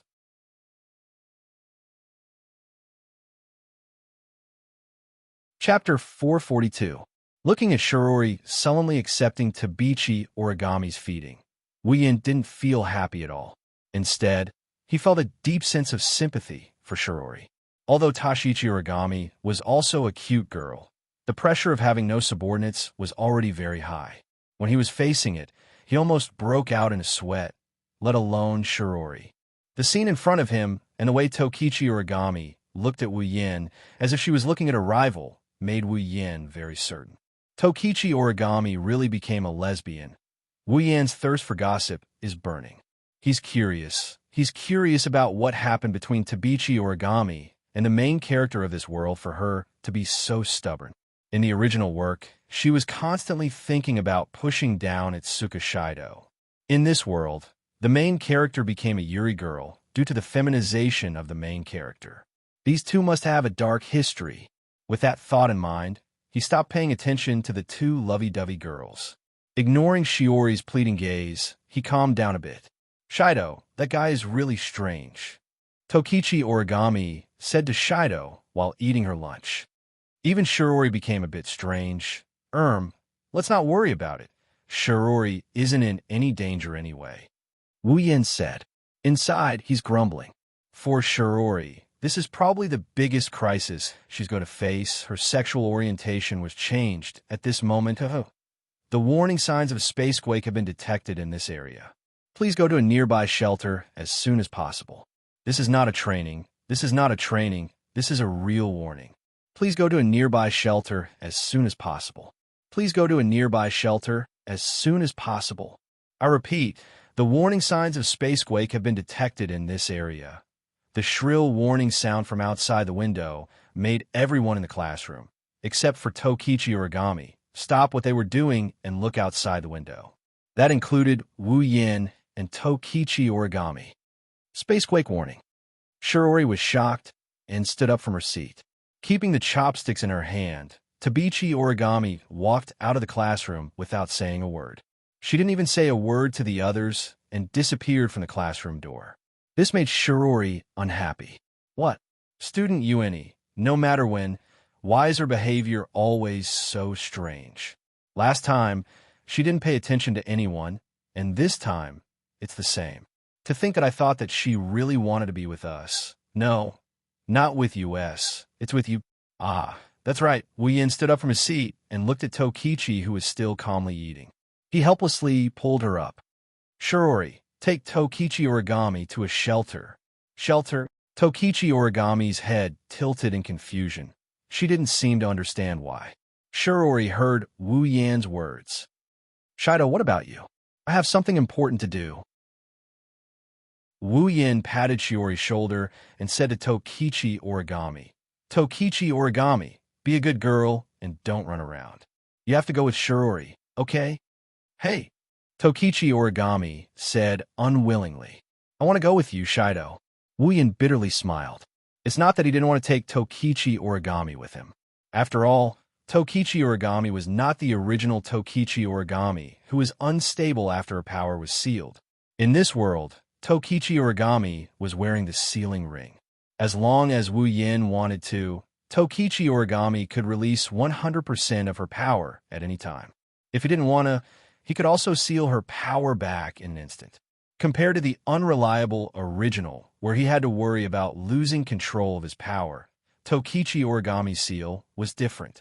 In this world, bringing Tokichi origami with him is equivalent to bringing a powerful ally. However, in the original work, Tokichi Origami had seen the protagonist interact with the descending elf and developed a great deal of jealousy. Although the main reason was because the protagonist accidentally kissed the elf and Tokichi Origami saw it. Woo-Yin didn't want such a scene to happen to him. In order to prevent any accidents, it's better not to bring Tokichi Origami with him this time. Tokichi Origami, have you forgotten?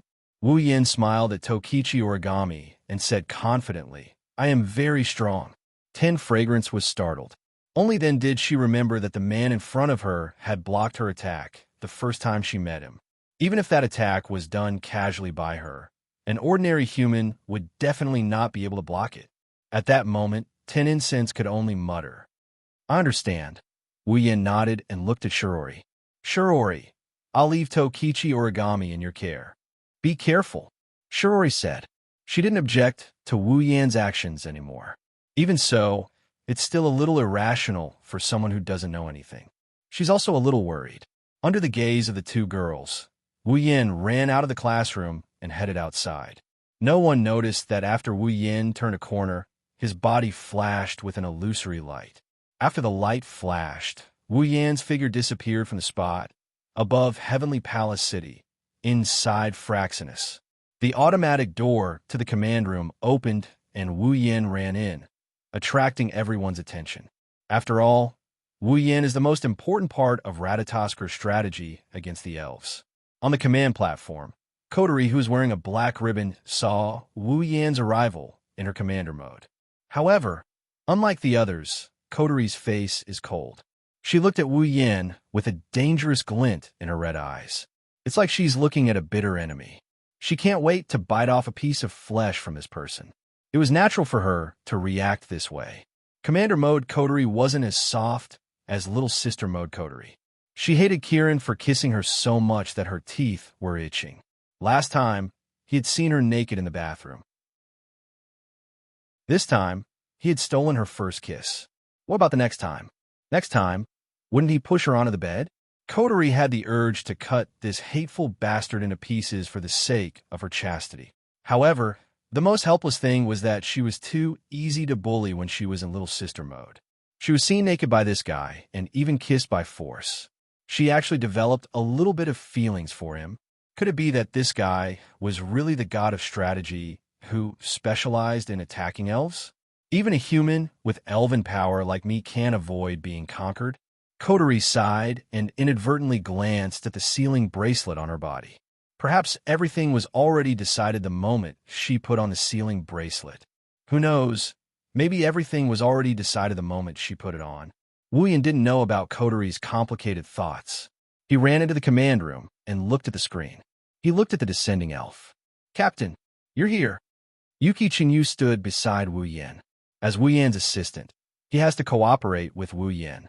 Woo-Yin narrowed his eyes as he stared at the small green figure on the screen. This is the elf this time? Yes, Captain, Yuki Chinyu said. His name is Hermit. In terms of danger level, he's much weaker than Toka and Tokisaki Kurumi. Then Yatsuki Chinyu retreated to Woo-Yin's side and he asked, Captain, are you confident we could take down this elf? Well, Woo-Yin chuckled. Just wait and see. Yes, Captain, Yuki Chinyu said respectfully. Do you need me to do anything? Woo-Yin nodded, and he looked at Yatsuki Chinyu with a serious expression. Prepare a lollipop for me. Yuki Chinyu, everyone present. Chapter 443. On the big screen in the command room, a small figure with a height of about 144 centimeters wearing a green bunny ears and a hooded cloak was standing in the middle of a large crater. She was holding a doll in her hand. Her entire body was shrouded in green light. Under the sci-fi rendering on the big screen, she looked like a character from a painting. That's the elf who descended this time. Her identification name is Hermit. She's a little lowly. While the atmosphere in the command room was tense with Woo-Yin, a red alarm flashed on the big screen. It startled the Ratatosker members on the left and right of the screen. Commander, AST has arrived. As soon as the voice fell, the people in the command room saw a large number of light spots flying from afar towards Hermit, who was standing in the middle of the crater. When their armor-like attire was imprinted in everyone's eyes, they raised their weapons at the same time. In the next moment, countless cannon fire blasted towards the small figure in the middle of the crater. Under the watchful eyes of every member of Ratatoskr, the little green figure flew out from the deep crater that was shrouded in smoke and artillery fire. It dashed out of the encirclement of AST, but what greeted it was an even fiercer barrage of artillery fire. For a moment, the entire sky was filled with the sound of cannon fire. The hermit was flying rapidly under the cover of the cannon fire. The sound of the hermit flying through the air to avoid the attacks also soared into the sky. Under the gray clouds, the light of the fire kept flashing. Looking at the small figure who was constantly struggling under the cannon fire without any resistance, Wu Yan's heart was filled with anger. An inexplicable, murderous glint flashed across his wine-red eyes. The temperature of the scene suddenly dropped to freezing point. Everyone in the command room felt a chill run down their spines. At this moment, Wu Yan's favorable impression of AST dropped by dozens of points. Since the other party was an elf, and they were only following orders, it was their duty. However, if they could indiscriminately attack a little girl like this, at least Wu Yan could not use such a rational reason to convince himself to understand AST. Sure Dao, feeling the pressure coming from Wu Yan, Coterie hurriedly called out to him, telling him to calm down. Otherwise, the ordinary people in the command room would have to lie on the ground. Captain, Yatsuki Chinyu patted Wu Yan's shoulder. Wu Yan's aura is only a tiny bit, but Yatsuki Chinyu is just a normal person. It's no wonder Coterie assigned Yatsuki Chinyu as her assistant, if he can remain calm under such a small amount of aura. He was the combat officer, and as the assistant of the combat officer, how could Yue Chinyu not have any combat ability? Wu Yan came back to his senses and noticed the heavy expressions on the faces of the people in the command room. He took a deep breath and slowly calmed down the anger in his heart. Coterie. Wu Yan turned to Coterie, and for the first time in the command room, his face was serious. Give the order for the next operation. That child, I must bring her back. Coterie smiled. Even if it was just a small smile, it was enough to let others feel how happy Coterie was at this time. As expected of my brother. Coterie suddenly stood up, and the aura of a superior spread from her petite body throughout the command room.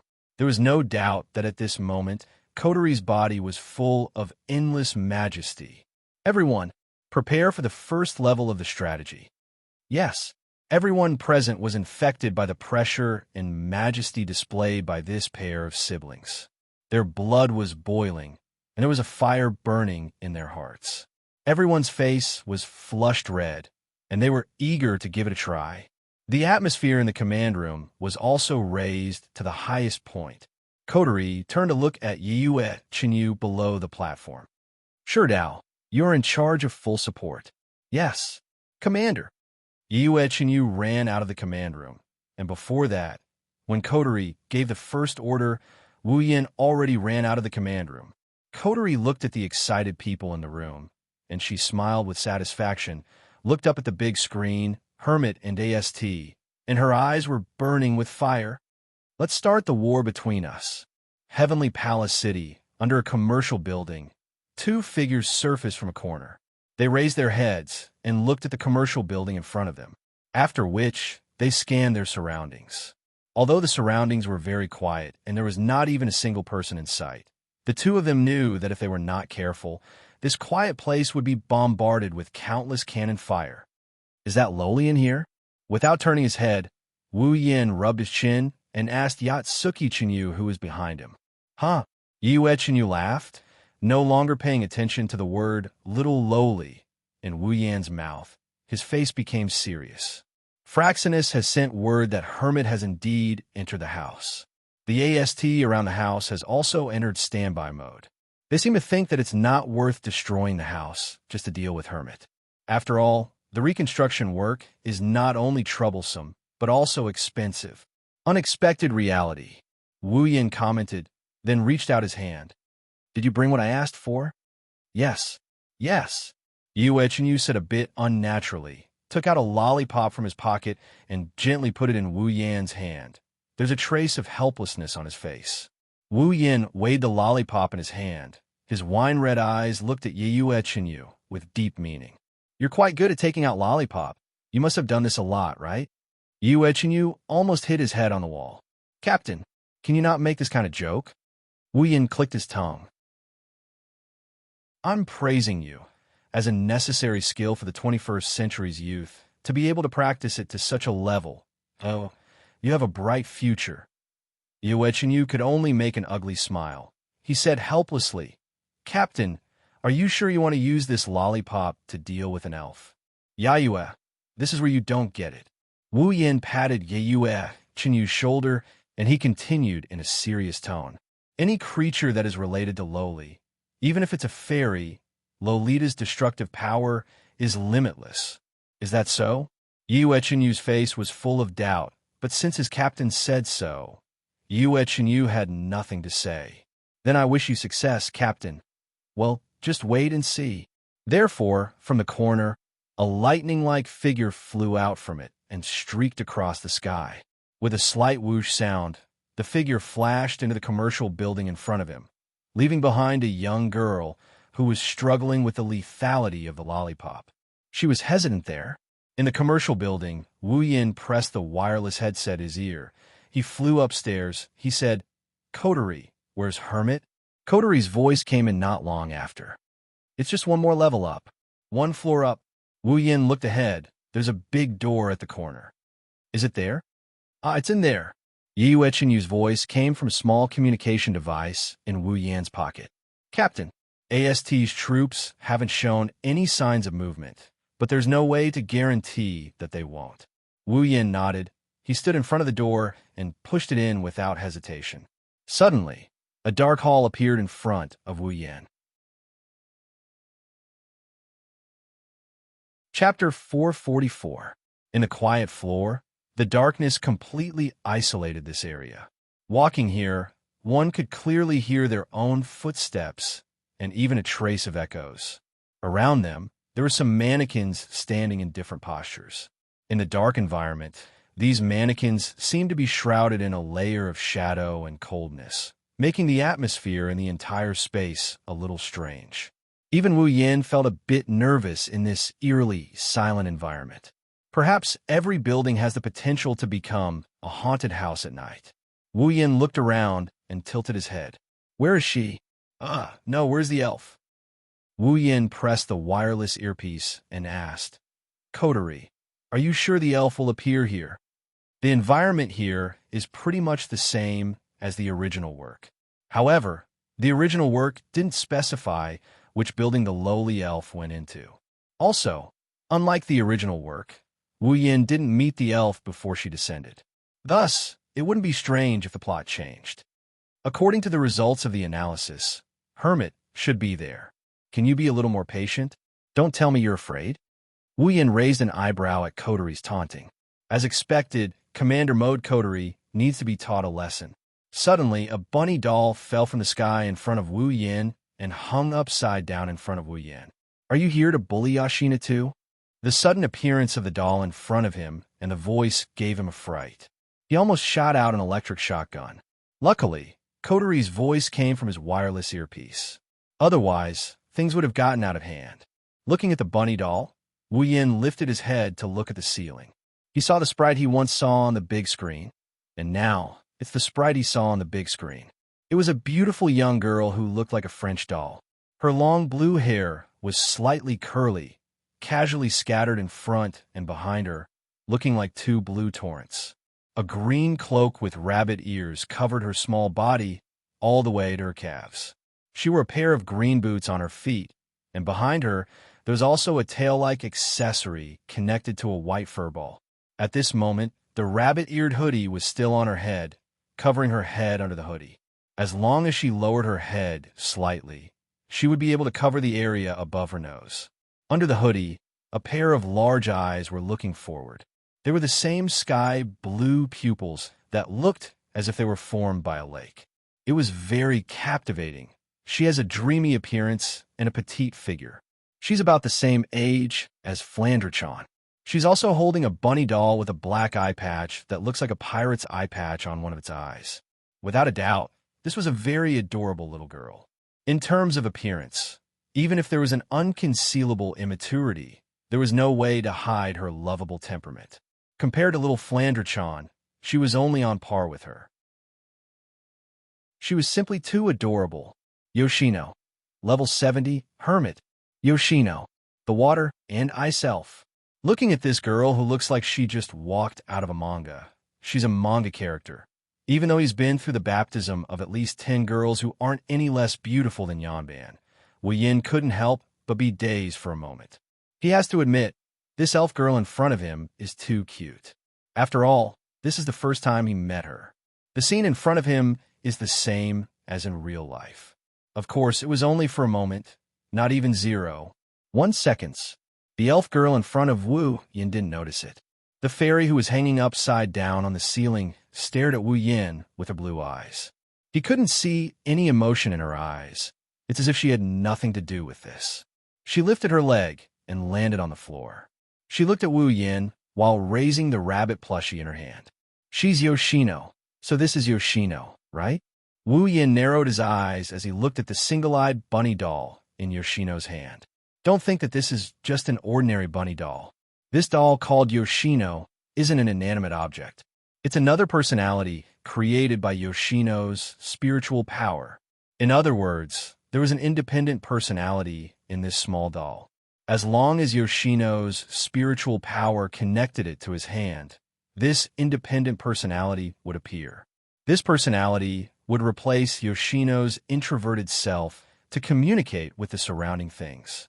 Therefore, if one wanted to conquer Yoshino, then this puppet with an independent personality, Yoshino, could not be ignored. Because if you want to come in contact with Yoshino, you have to go through Yoshino first. Oh yeah? Yoshino's mouth doesn't show any signs of moving, but a sharp voice came out from it. Coupled with Yoshino's exaggerated dance, it looks like she's talking. Why aren't you wearing any of those disgusting armors? Aren't you here to bully Yoshino? Before Wu Yin can say anything, Kotori's voice came out of the wireless earpiece. Sure, Dao, wait for a moment. Let us help you analyze how to carry out the conversation to achieve the best effect. Wu Yin couldn't stay calm after hearing Kotori's words. Let those old men who are lazy and can only go to nightclubs, and those women who specialize in beating up villains and are under observation help me conquer Yoshino. Why don't you just ask me to throw this little lowly out of the window and reduce her favorability to 0? Kotori, no. Before Wu Yin can finish, a voice came from the other side of the earpiece. Sprite data loaded into inventory. Analysis AI activated. Commander, the analysis AI is responding. Options have appeared. Okay, Kotori said. Let's begin. As soon as Kotori's voice came out, Wu Yin turned off the wireless earpiece in his ear. Countless Qing characters appeared on his forehead. You can see how Wu Yin is feeling right now. Wu Yin turned to look at Xiao Xiao Karen and the bunny doll standing in front of him. He sighed and took a few steps forward. Can I talk to her for a bit? Wu Yin pointed at Yoshino while looking at Yoshino's plushie. Yoshino and Yoshino were startled at the same time. They were unable to react to what was going on. Could it be that the person in front of them knew about the matter between the two of us? Aha! Yoshino doesn't understand. What are you talking about? Yoshino said, while dancing as if she's trying to hide something. It's like she really doesn't understand Wu Yan's words. However, there's a hint of unnaturalness in her tone. Wu Yin stared at Yoshino with his wine-red eyes and said with a smile, Do you want this little sprite to hide behind your back for the rest of your life? Wu Yan's words stunned Yoshino. She froze on the spot, unable to do anything. From the outside, she looks like a normal doll that can't move. Wu Yin continued in a gentle tone. You've been the one who's been communicating with the outside world on her behalf, right? As a friend who has been by her side day and night, you should know how important your existence is in her heart. Because without you, she can't do anything. At least, that's what she thinks. Don't you want her to change? Don't you want her to be able to communicate with someone else? Chapter 445. Don't tell me you don't want her to change? Don't you want her to communicate with others? Hearing Wu Yan's words, Sharona was silent. How could Shino not understand the situation of the two of them? Sharona is a docile and timid person. She almost doesn't dare to talk to people directly. She's very afraid of humans. She's so afraid that just a little contact will make her shrink her body like a snail. Because of this, Sharona was born. Due to Yoshino's extremely introverted character, he would usually communicate with others through Yoshino. When it came to external matters, Yoshino would also be the one to deal with it. However, due to Yoshino being the one to deal with external matters, Yoshino himself did not have the slightest bit of contact with others. This caused Yoshino's mind, which was originally afraid of strangers, to directly enter a closed state. Just like what Wu Yin said, Sharona knows what kind of position she has in Shiona's heart. It could be said that Sharona herself is Shiona's goal. Because Sharona is weak and timid, Sharona, who has a strong personality and is cheerful and talkative, is equivalent to spiritual support in Shiona's heart. Once she loses Shiona's support, Sharona will easily panic as if she has lost everything. Even her mental state will be a bit off. At this time, as long as there's a little stimulation, Sharona will lose her mind and reflexively attack. However, Sharona is a docile person. In her heart, she actually hopes that she won't hurt anyone because Sharona is a person who hates pain and fear very much. So, Sharona doesn't want to bring pain and fear to others. Sharona can't leave Shiona's side because she will be afraid. Once she's afraid, her spirit energy will go out of control and hurt others. Sharona was born by relying on Sharona. Once she leaves Shiona's hand, without the support of Shiona's spirit energy, she will fall into a state of slumber and can't appear. The two of them rely on each other and support each other. Actually, Shitonai knew that the reason why Shitonai treated her as a spiritual support was because of her personality. Shitonai deeply longed for her personality. In Shitonai's heart, she hoped that she could be as strong as Shitonai and not be so cowardly. But the problem is, Sharona doesn't dare to communicate with others. How can she become strong? That's why when Wu Yin said, "Don't you want her to change? Don't you want her to be able to communicate with someone else?" Shino fell silent. How could it not want to toughen up the 4G Nai? This is Shiona's wish. Of course, after thinking so much, it was only a moment of silence outside. Sharona has already raised her head and said to Wu Yin, Why do you know so many things about Sharona?" Hearing Shiona's words, Wu Yin smiled and said, "Don't worry about that. I just want to ask you, do you want this little elf to change? I don't need you to care about Shiona's matters."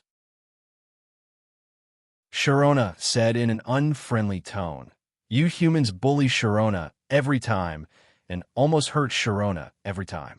Why should Sharona believe you humans?" Hearing this, Wu Yin sighed. "Indeed, I don't have anything worthy of your trust, but I trust you. Trust us?" Sharona is stunned. "Yes." Wu Yin nodded firmly. "I believe that an elf like Sharona is definitely not a bad guy. So, I want to help you." As soon as he finished speaking, the entire place fell into silence. Although there is no way to see any changes on Shiona's body except for her tone, Wu Yin can feel that Sharona is carefully observing him, sizing him up. Not long after, Sharona said, "Why do you trust Sharona?" Wu Yin chuckled, raised his head, and looked at the ceiling. "Because, in my home, there is such a kind, pure, and adorable elf." "There is an elf in your home?" This time, Sharona is surprised. "Impossible. Aren't humans very hostile to elves?" "So, they have been attacking elves, and elves are also very hostile to humans because humans are constantly attacking elves. How can humans and elves live together?" Indeed, in the beginning, she was very hostile to humans. Wu Yin bitterly smiled and shook his head, but then he smiled and said, "But when she recognized the gentleness of this world, she became my family. The gentleness of this world." "Yes." Wu Yin nodded and said, "Among elves, there is Sharona, and Sharona, who are gentle and kind. Among humans, there are also people who are not hostile to elves, but you haven't met such people before, so you are afraid and hostile to humans. Now, I am here. As long as you trust me, then, in this world, No one will bring you pain and fear. Looking at the smiling Wu Yin in front of her, Sharona lowered her head and became silent again. Following Shino's silence, this space once again became silent. In this dark environment, only the faint sound of breathing could be heard clearly. It wasn't until a long time later that Sharona said, Sharona, in fact, also hopes that she can be strong, and Sharona also hopes that Sharona can be strong. After that, Sharona raised her head and looked at Wu Yin. Can you help Sharona? Wu Yin smiled. Of course. After pondering for a moment, Sharona said, but what should I do to make Sharona change? That's why I want to talk to her. Wu Yin shifted his gaze from Yoshino to the quiet Yoshino. He didn't know if she didn't hear anything or if she couldn't understand their conversation. He continued, I want her to know that interacting with others is a very joyful thing. Happy. Sharona muttered softly and then looked at Wu Yin. What should I do? Scratching his face, Wu Yin nodded and said to Sharona, if possible, I hope you can leave Sharona for a while. What? Calm down, I have my reasons. Wu Yin quickly said, think about it. As long as you are by Shiona's side, Sharona will not take the initiative to communicate with others and entrust everything to you, right? In that case, if you're not here, Sharona will have to use her own mouth to communicate with others. This way, she can slowly change Sharona. But Sharona hesitated. She had no choice but to hesitate. She knew very well what would happen to Sharona if she left. To put it bluntly, once she left, Sharona would be afraid. If something went wrong, this place would very likely be razed to the ground by Sharona. This was not only what Sharona didn't want, but also what Sharona didn't want. How could Sharona be at ease and leave Sharona alone? As if seeing through Shiona's heart, Wu Yin said softly, don't worry, leave everything to me. Soon, you'll be together again. Moreover, the next time you face me, you won't be alone, but together with Sharona. Staring at Wu Yin for a long time, Sharona finally nodded her head. The corner of his mouth raised into a smile, and at the same time, he breathed a sigh of relief. He stretched out his hand and directly took Sharona from Shiona's hand. Chapter 446. The moment Shitonai left Shitonai's hand, Shitonai's blue eyes went blank. Then she collapsed to the ground as if her life force had left her body. She stared blankly at Shitonai in Wu Yan's hand. She was speechless. A moment later, Yoshino's big eyes suddenly fluctuated, and his little face immediately became incomparably flustered. With a face full of bewilderment, he stood up from the ground. She ran to Wu Yan and tightly grabbed Wu Yan's clothes. She looked at Shitonai in Wu Yan's hand and whispered, please, give it back to me. His wine-red eyes were filled with Shitonai's helpless and pitiful little face. Seeing Shitonai's flustered expression, Wu Yin felt an inexplicable pain in his heart. He suddenly felt guilty, as if he had done something unforgivable. Wu Yin quickly rubbed the little loli's head and said softly, don't be afraid, don't be afraid. Shitonai won't leave you. Hearing this, the panic on Cuyu's little face calmed down. However, her blue eyes were still filled with nervousness. She did not know what to do next. Wu Yin lowered his body. The wine-red and blue eyes looked at each other. Then, Wu Yin said, Shitonai should have heard my conversation with Shitonai. Shitonai stared blankly at Wu Yin for a while. After a long time, Shitonai slowly nodded her little head. The bunnies on her head also nodded. Coupled with Shitonai's cute lolicon face, it almost made Wu Yan's nose itch. Wu Yin awkwardly rubbed his nose. After making sure he didn't lose his composure, he exhaled and said to Shitonai, then, you should know that Shitonai wants you to be strong. That's why she chose to leave you temporarily. Now that you want to take Shitonai back, do you want to disappoint Shitonai? I don't want to disappoint. Shitonai, that's more like it. Wu Yin squatted down and rubbed Yono's head through the hood of her cloak. So, in order to not disappoint Shitonai, leave Shitonai with me first, okay? Seeing that Shitonai was still a little flustered, Wu Yin smiled and said, Shitonai, as long as you listen to me today, I'll return Shitonai to you tomorrow. How about it? Is that true? Yono tightened her grip on Wu Yan's shirt. Her eyes were filled with anticipation and nervousness. Seeing how cute Shitonai was, Wu Yan couldn't help but smile. Of course it's true. After all, Shitonai is Shitonai's hero. She's also Shitonai's ideal self, right? Shitonai blinked her eyes and nodded with a slightly red face. Then, as if to confirm, she nodded again. She was really cute. Wu Yin smiled and stroked Shitonai's hair. He looked straight into Shitonai's eyes and said, Then, today, you have to work hard. Hearing Wu Yan's words, Shitonai became anxious. I'll be okay alone. Don't worry. Wu Yin smiled and shook his head.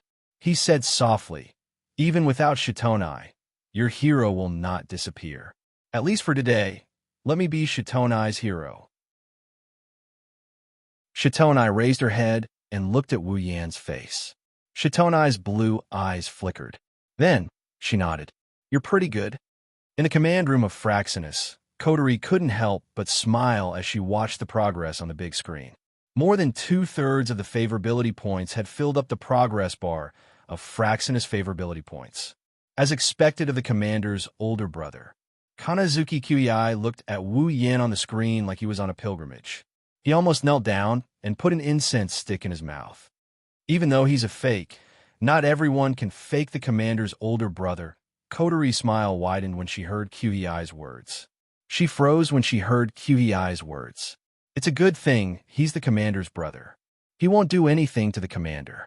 Otherwise, the commander might have been taken down by him too.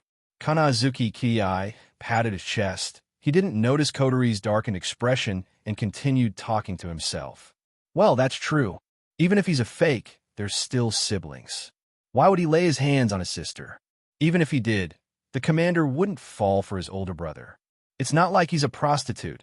As soon as he said that, a giant foot came down from the sky and kicked Kyui in the face, sending him flying and crashing into the wall behind him.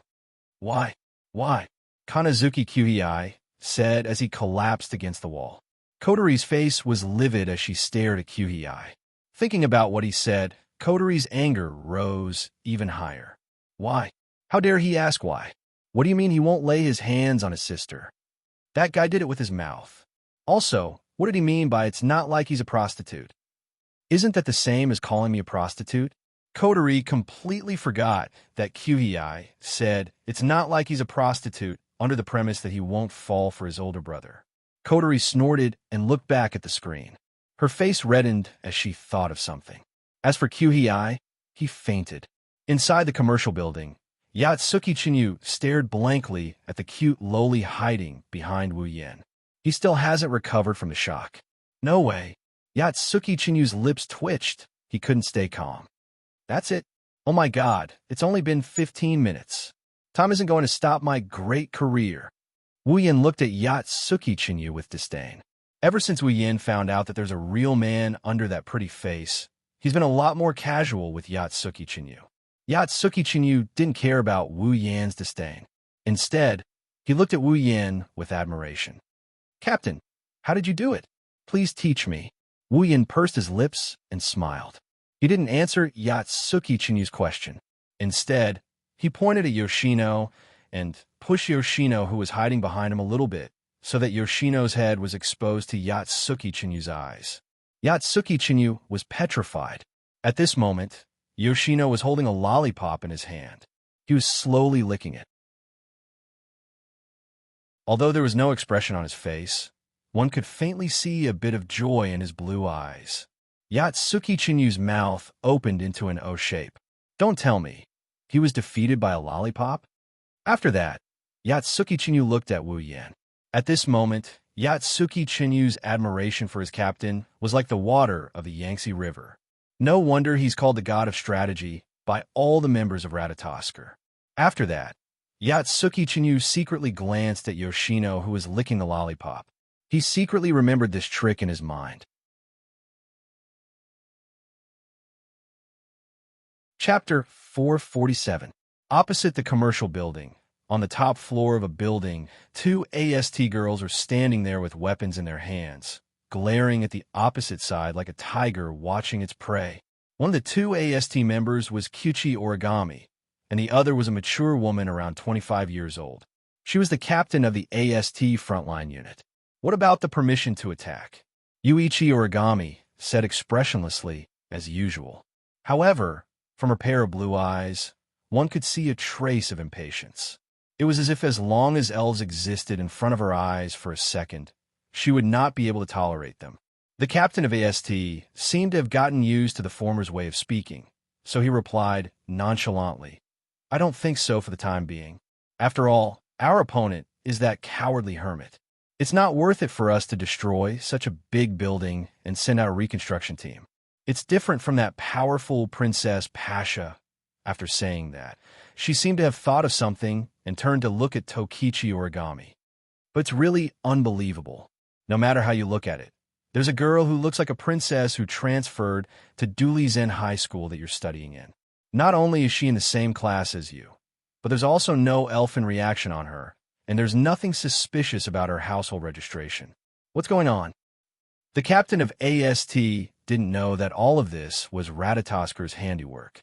Ratatosker had activated the political protection plan against the elves, completely concealing her identity and hiding among the masses.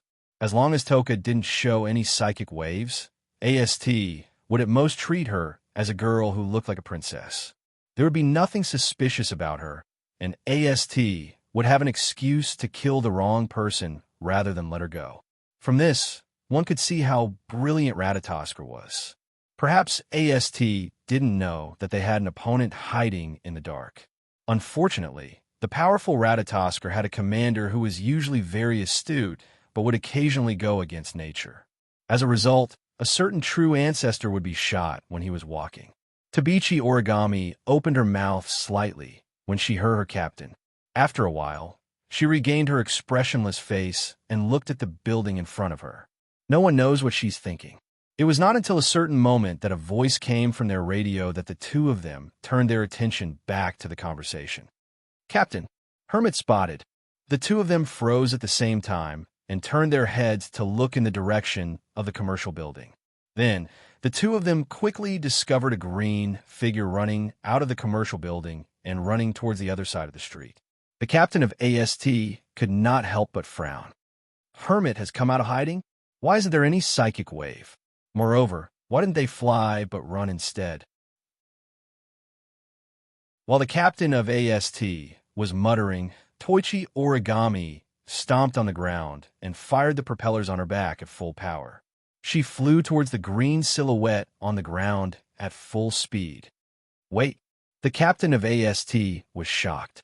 He gritted his teeth and shouted, "This origami kite always acts without permission."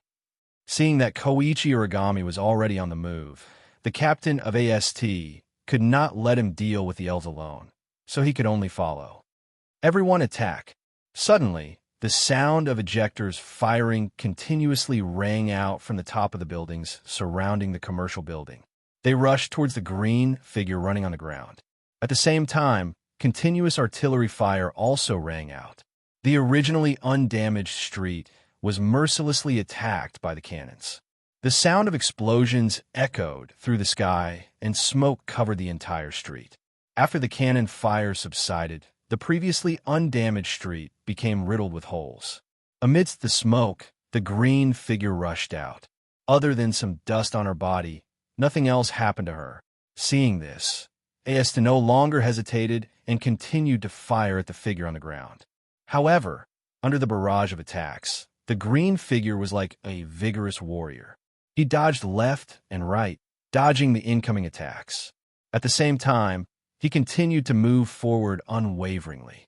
It was this movement that allowed him to evade the earth-shattering barrage of attacks. The AST captain clenched his teeth as he looked at the heavily damaged street. His heart was filled with hatred. Originally, AST did not want to cause too much damage to the cowardly hermit. That was why they did not make a move when Hermit entered the commercial building. Who would have thought that Hermit would be so cunning? Instead of attacking them from the sky, he chose to run on the ground like a rat, causing damage to the streets. It seems that the reconstruction team will have to be mobilized this time. Flying in the sky, Origami Kitsune mercilessly pulled the trigger of her cannon. She continuously fired at the green figure on the ground. Seeing the figure nimbly dodging the cannons, Origami Kitsune frowned. She felt that something was wrong. However, Yuichi Origami's hatred for the elves quickly suppressed the uneasiness in his heart. Yuichi Origami's figure flashed, and the frequency of the heavy cannon in his hand increased by a few notches. What Origami didn't know was that the feeling she had in her heart was right. If one were to take a closer look, they would notice that the green figure running on the ground was twice as tall as Hermit. Unfortunately, the AST members could only vaguely see a green silhouette flying high up in the sky. They were unable to discern its exact height. On the ground, the figure in the green cloak was dodging the incoming cannon fire as she dashed into the distance. From a perspective of the AST members, a beautiful face was buried in the green cloak. She looked like she was about to cry, but no tears came out. 10 minutes ago. What? Yuichi looked at the green cloak in his captain's hand in disbelief. He shouted, "You want me to distract AST? Is there a problem?" Wu Yin said matter-of-factly. Yuichi almost jumped up. "There's a big problem. Captain, it's not like you don't know how strong AST's firepower is. Even the elves might not be able to avoid it. If you want me to go, won't I die?" "Well, don't say that." Wu Yin smiled and patted Yuichi's shoulder. "You might not be as strong as the elves, but I believe you can still avoid them. If you can't even do that, Kotori wouldn't have arranged for you to be my assistant." "But Captain, isn't it safer for you to come?" "I have no problem with that." Wu Yin pursed his lips at Yoshino. "As long as you have the confidence to appease Yoshino." Yuichi recalled the conversation 10 minutes ago. Yuichi was sweating profusely while dodging the cannons. "Why don't I have the ability to pick up girls?" As Yuichi ran for his life, the AST members gradually disappeared at the end of the street. Inside the commercial building, Wu Yin held Yono's hand as he strutted out of the building. He looked at the rubble on the street, and he silently prayed, "Amen."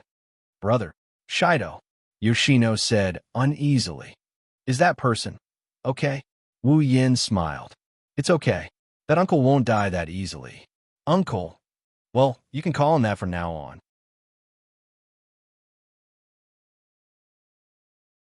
Chapter 448. Heavenly Palace City, Itsuka's house.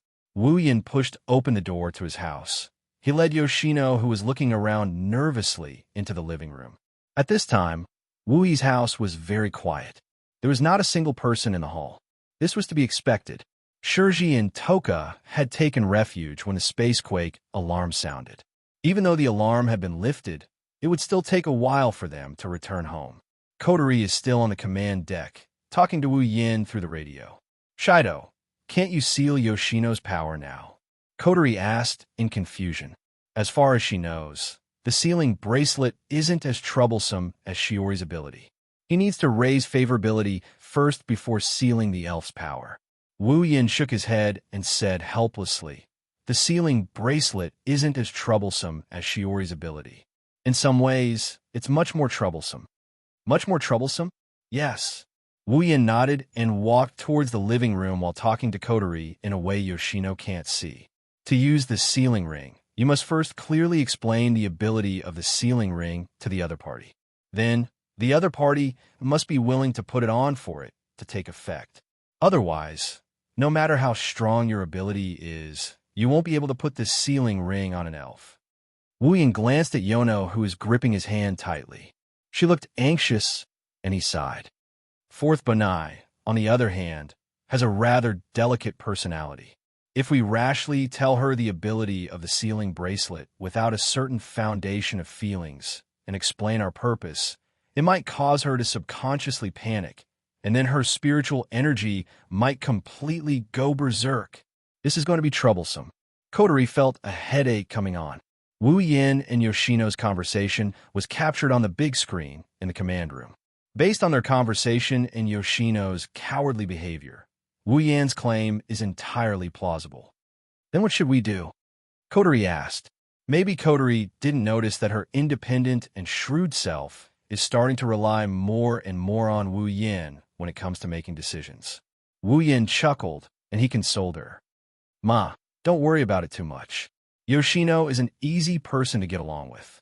Think about Shikisaki Kurumi. Yoshino isn't that hard to deal with. Hearing this, Coterie couldn't help but think of that arrogant time elf. Her head, that was originally a little headache, really got a lot better, and her complexion also became better. This made Rain Murasame stare at her for a while, until Coterie felt embarrassed. Wu Yin smiled as if he predicted Coterie's reaction. Do you feel better now? Don't worry. Don't worry. I'm confident I can put the sealing bracelet on Yoshino before tomorrow. In the command room, Coterie looked at the confident Wu Yin on the big screen. She couldn't help but feel a sense of security when she heard Wu Yan's confident words. Ever since Coterie became the commander of Ratatoskr, this is the first time she felt such a sense of security other than when she's in sister mode. Coterie suddenly had a thought. Maybe it's not so bad to have a big brother like him. Coterie couldn't help but have this thought. In the past, Coterie had the support of Kanazuki Kuiai and Rain Murasame, but most of the time, Coterie was the only one in charge of Ratatoskr's affairs. Internally, I have to save the elves, and externally, I have to deal with the AST. No matter what, Coterie is only 14 years old. Even if I'm in commander mode, it's only natural for me to feel tired when dealing with the affairs of a large organization. Wu Yan's appearance as a big brother is unprecedented. Coterie felt like she could rely on him. In Ratatoskr, he managed to conquer the elf that gave her a headache in 10 minutes. At home, he's a good cook. His combat prowess is on par with the elves. Although his personality is a bit unsettling, it's undeniable that Coterie is slowly starting to accept him as her big brother. She's starting to rely on him. Coterie doesn't hate this feeling.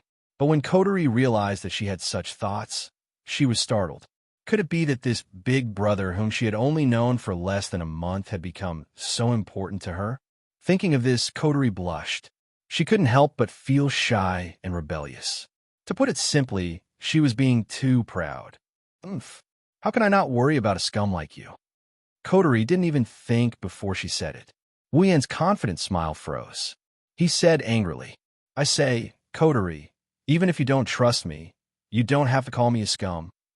Coterie's mood improved a lot when she saw Wu Yan's angry face. She continued to mock him. Aren't you a scum?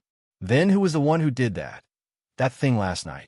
Coterie started blushing when she recalled Ripple from last night. Wu Yan didn't see this, but he couldn't refute Coterie's words, so he just stood there, speechless. Forget it. I'm the one who did it anyway. It doesn't matter if I lose the argument. Thinking of this, Wu Yan's expression lightened up. He shifted his attention away from the radio and looked at the four elements. Hey, Yoshino, sit here for a bit. Wu Yan brought Yoshino to the sofa. I'll make you something to eat. You should be hungry, right? Hearing that, just as Yoshino wanted to shake his head, a clear and audible rumbling sound came from his stomach, causing Yoshino's face to redden. He took off his hat and covered his face. He was so embarrassed that he didn't dare to look at anyone. Wu Yan was amused by Yoshino's cute behavior. He held back his laughter and scratched Yoshino's little nose. Wait for a bit. It'll be ready soon. Yoshino nodded with a red face. Wu Yan laughed and walked into the kitchen. After a while, a fragrant smell wafted out of the kitchen. Children's endurance was always relatively small. Even Yoshino was no exception. Smelling such a good smell, Yoshino couldn't help but turn around and look at the kitchen. Wu Yan shook his head with a smile when he saw Yoshino's covetous expression. As expected, she's just a child. Wu Yan didn't know how much of a charm his cooking has on other people. Whether it's Hanajuku, Mikoto, or Toka, they couldn't help but crave his cooking because it's just too delicious. In a way, Cooking Master might be the strongest ability among all the abilities that Wu Yan exchanged for. Even the members of Ratatoskr in the command room of Fraxinus swallowed their saliva at the sight of the delicious dishes on the big screen. Coterie, who knew how delicious the dishes were, couldn't help but tremble at the sight of them. When the strange sound entered Wu Yan's ears through the wireless earpiece, Wu Yin knew what's going on. He laughed and said, "Come back if you want to eat. It's not like I won't let you eat." Hearing this, Coterie couldn't hold herself back any longer. She jumped off the podium and ran out of the room. Everyone in the command room looked at each other when they saw Coterie's reaction.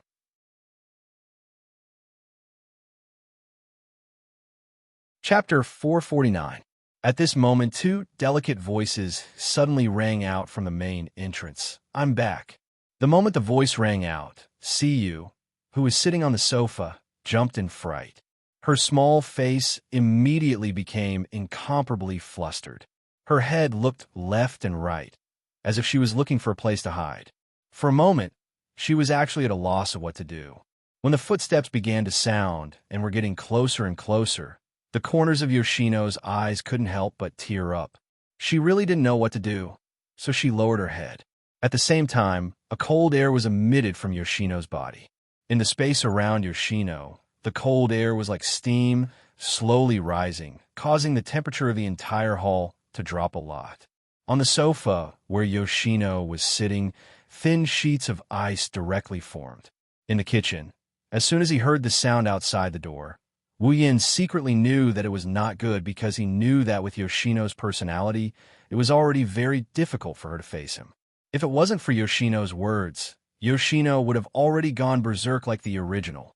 At this time, Yoshino's mood, who had lost Yoshino, was undoubtedly very unstable. And in such an unstable mood, if a stranger appeared, then, with Yoshino's timid personality, there was a 90% chance that her spiritual power would directly go out of control.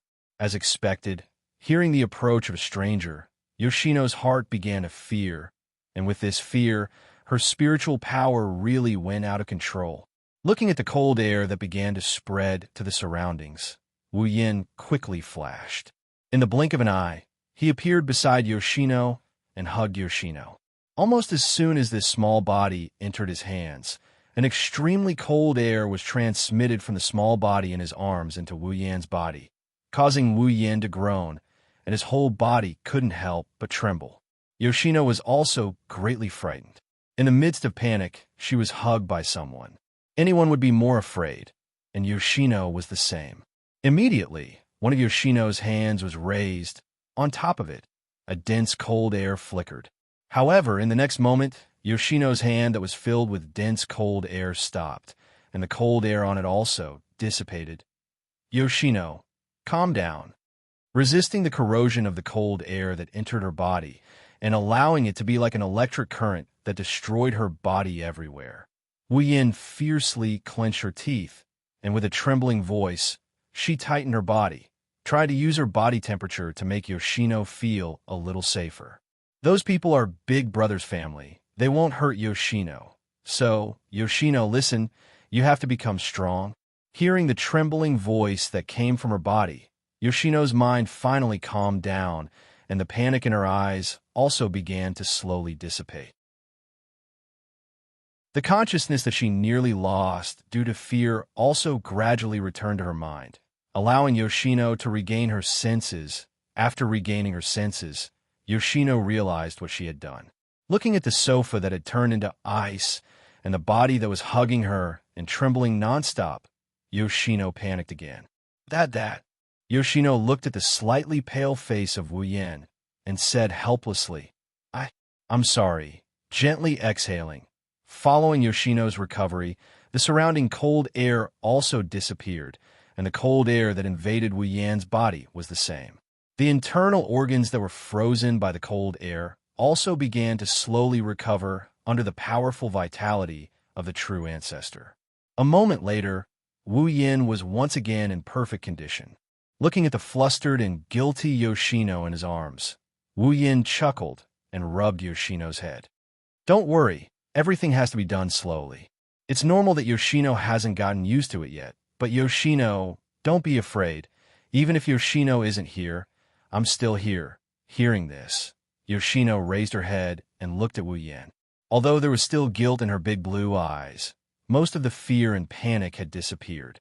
She touched Wu Yan's body, and only when she confirmed that Wu Yan was fine did Yoshino relax. Seeing this, Wu Yan also let out a sigh of relief. He looked around the hall that was almost frozen and the sofa that was already frozen. Hearing the approaching footsteps outside the door, he quickly waved his hand. A scarlet spatial ripple appeared in front of Yoshino's surprised eyes. The handle of the Nyedan Shana extended out and was held in Wu Yan's hand. In the next second, following a soft, muffled sound, the red lotus flame burned on the Nyedan Shana. The temperature in the hall that was a bit cold due to Yoshino's ability immediately rose up. Yoshino's small body began to tremble. Seeing the red lotus flame on the Nyedan Shana, Yoshino grabbed Wu Yan's clothes in fear. For Yoshino, who can control ice and water, the red lotus flame of the Nyedan Shana is like her natural enemy. If Wu Yan wasn't holding her, Yoshino would have lost control again. He waved his hand that was holding the Nyedan Shana in front of him. The red lotus flame exploded into sparks and landed on the sofa and various parts of the hall. After that, the thin ice disappeared at a speed visible to the naked eye. The strange thing was that when the thin ice disappeared, the red lotus flames also disappeared without a trace. They didn't damage anything in the hall at all. When all the thin ice disappeared, Wu Yan immediately put away the Nyedan Shana and put the frightened Yoshino back on the sofa. At this time, at the entrance of the hall, the owners of the two voices finally appeared. It's Toka and Shurji. Shido. Toka squealed in delight. Back in the shelter, Shurori told her how dangerous it is outside after the spacequake alarm went off. That's why Toka has been worried about Wu Yan since a while ago. If it wasn't for Wu Yan's order that Toka must follow Shurori, and if it wasn't for Wu Yan's strength, Toka would have already gone out to look for him. Shurdao, you really came back. On the contrary, it was Shurji who had expected this. When I came in through the door and smelled your fragrance, I knew you were back. Ah, I'm so sorry for making you worry. Wu Yan scratched his cheek and smiled. At this time, Toka and Shurji also noticed Yoshino standing next to Wu Yan. The two girls were shocked, and Wu Yan's heart skipped a beat. After all, in the original work, when Toka saw Yoshino with the main character, her reaction wasn't normal. Now, in a different place, the same thing is happening. Wu Yan can't help but worry that Toka will lose her temper. Why do you give me a familiar feeling? Toka's expression didn't change. She blinked her eyes and said with a bit of surprise, "Could it be that you're Toka?" Realizing that Toka probably guessed Yoshino's identity, Wu Yan quickly interrupted her. "Are you hungry? I made a lot of delicious food for you." Toka's eyes lit up. She nodded her head and ignored Yoshino's identity. While Wu Yan was relieved, he couldn't help but feel confused. What's going on? In the original work, when Toka saw the main character with Yoshino, her jealousy went off the charts. Why didn't she react at all? Does Toka not have feelings for me? But I'm not worse than the main character in the original work. In fact, I'm much better. Wu Yan guessed wrong. In the original work, Toka was mad because Yoshino accidentally fell down and kissed Shido. Toka just happened to see it. Plus, Yoshino has a bad habit of going overboard when talking.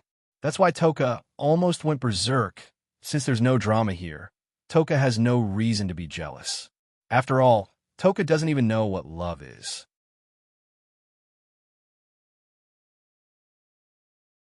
Chapter 450. What's your name? Shiori's blue pupils secretly glanced at Shurori, then immediately lowered her head and said in a small voice, I am Shurori Yono? What a cute name. Shurori smiled and moved closer. Hey, Yono-chan, where's your family? Mom and dad? Family. Shurori couldn't help but raise her head and blinked her big eyes. She looked so cute that it almost made Shiori's eyes twinkle with stars. I have no family. Shurori flinched and the smile on her face slowly faded away. What replaced it was a look of pity. She turned around and looked at Wu Yan. Shido, is Yono an orphan? Wu Yan bitterly smiled at Shiori's words. She's right. At least Wu Yan never heard of elves having parents. You can say that. Shurji's face was suddenly filled with love. She looked at the four nuns with a strange look in her eyes. It was obvious that her motherly nature had been triggered. Then this child. Shirji hesitantly glanced at Sifu and frowned. Since Sifu was an orphan, didn't that mean that this child might not have anywhere to go? It's no wonder Wu Yin brought Yono back.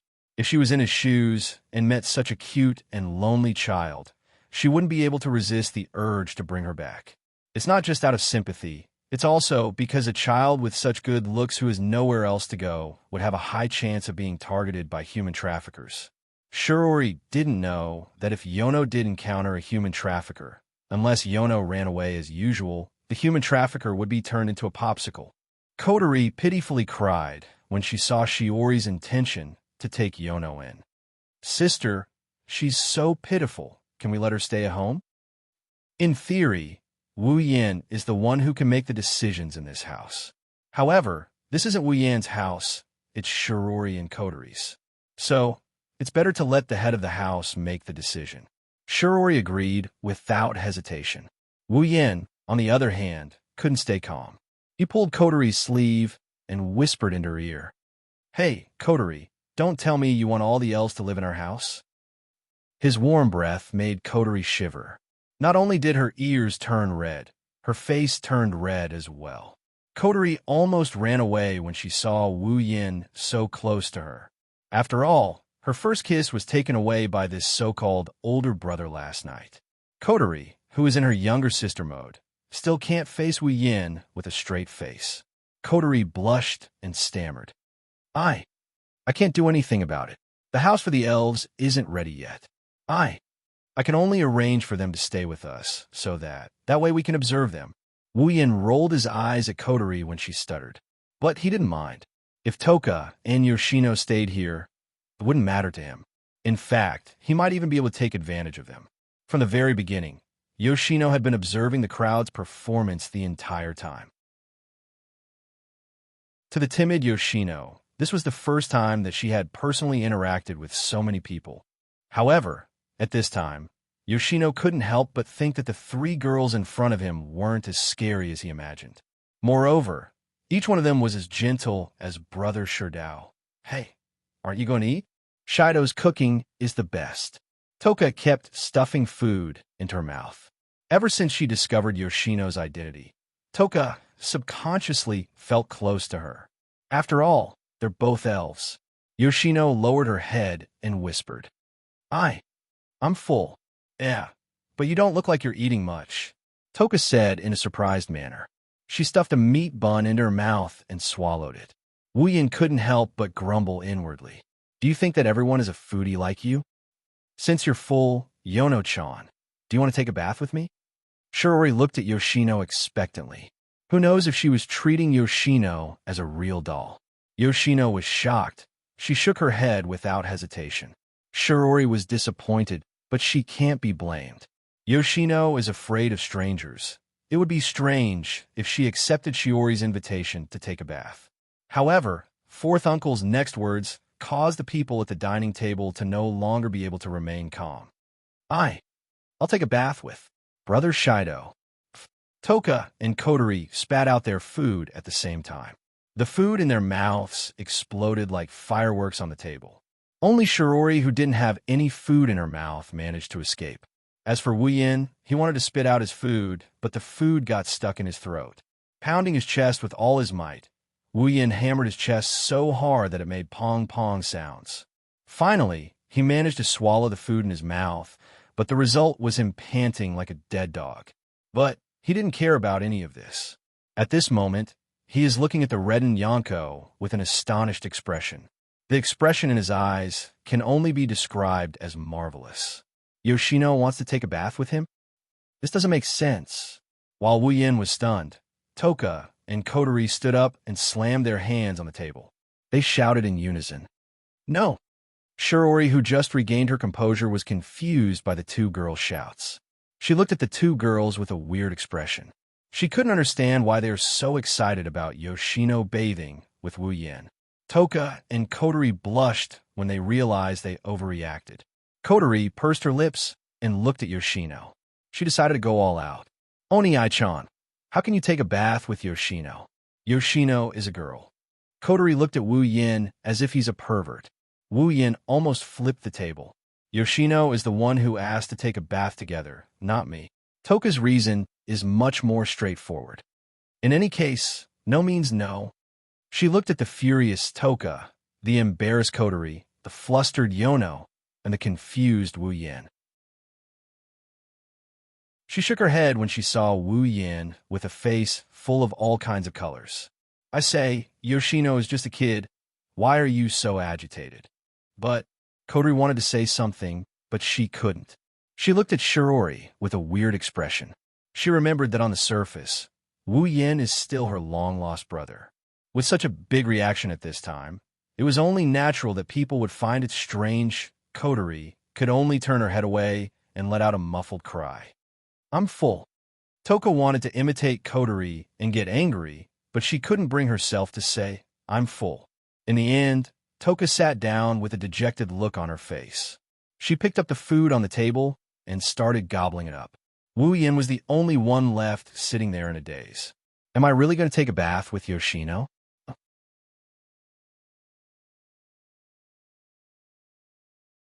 Chapter 451. Heavenly Palace City, Itsuka's house. In the bathroom, the steam from the hot water is spreading all over the place. The thick steam completely covered the bathroom, making it hard to see what's inside. Faintly, one could see two figures, one big and one small, swaying within the misty space. The people inside the bathroom are Wu Yan and Yoshino, who asked to take a bath with him. Sitting in the bathtub, Wu Yan subconsciously lowered his head. Yoshino is sitting in front of him with her back facing him. The place is shrouded in mist, but that didn't affect Wu Yan's appreciation of her beauty.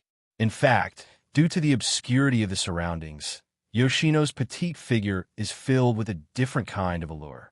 At this time, Yoshino's long blue curly hair is tied into a ponytail, exposing her smooth white neck to the air. The water in the bathroom can't completely cover her smooth body, causing a certain wolf to almost lose control. Wu Yan's face is full of tears. Thinking back, in the movie, Wu Yan was quite envious of the original protagonist Itsuka Shurdao, who can take a bath with several elf girls. He didn't expect Yoshino to give him such a big benefit as soon as she came. It made him realize that he will have such a day. Compared to the other elven girls, Wu Yan is the only one here. But it's better than nothing. Even if the one giving out the benefits is just a lowly. Rubbing his itchy nose, Wu Yan can't help but look forward to it. Will this be the same as the original plot?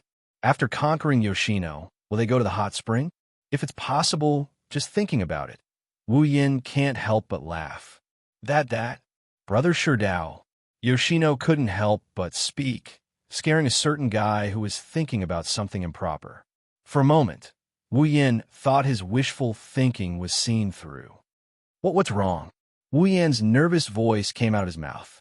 Realizing his voice is trembling, Wu Yan can't help but scold himself for being useless. It's not like he hasn't taken a bath with his wife before. Ikaros was asked to take a bath with him almost every night. Why am I so nervous? Yoshino shyly said. Just now. I'm really sorry. Hearing that, Wu Yan froze. The nervous feeling in his heart also eased. He put his hands on Yoshino's head and helped her wash her hair. Wu Yan asked softly, Why are you apologizing? Because Yoshino lowered her head. I hurt. Brother Shurdao. Wu Yan finally understood what's going on. This kid is still hung up over the incident where she accidentally injured him when she lost control of her emotions. Wu Yan shook his head, and he pulled Yoshino closer to him. He asked her in a gentle voice, Didn't Yoshino already apologize to me?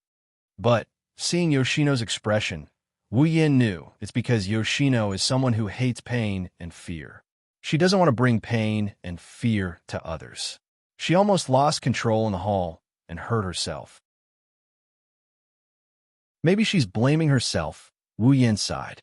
Yoshino, if it's Yoshino, would you apologize to her? Yoshino froze.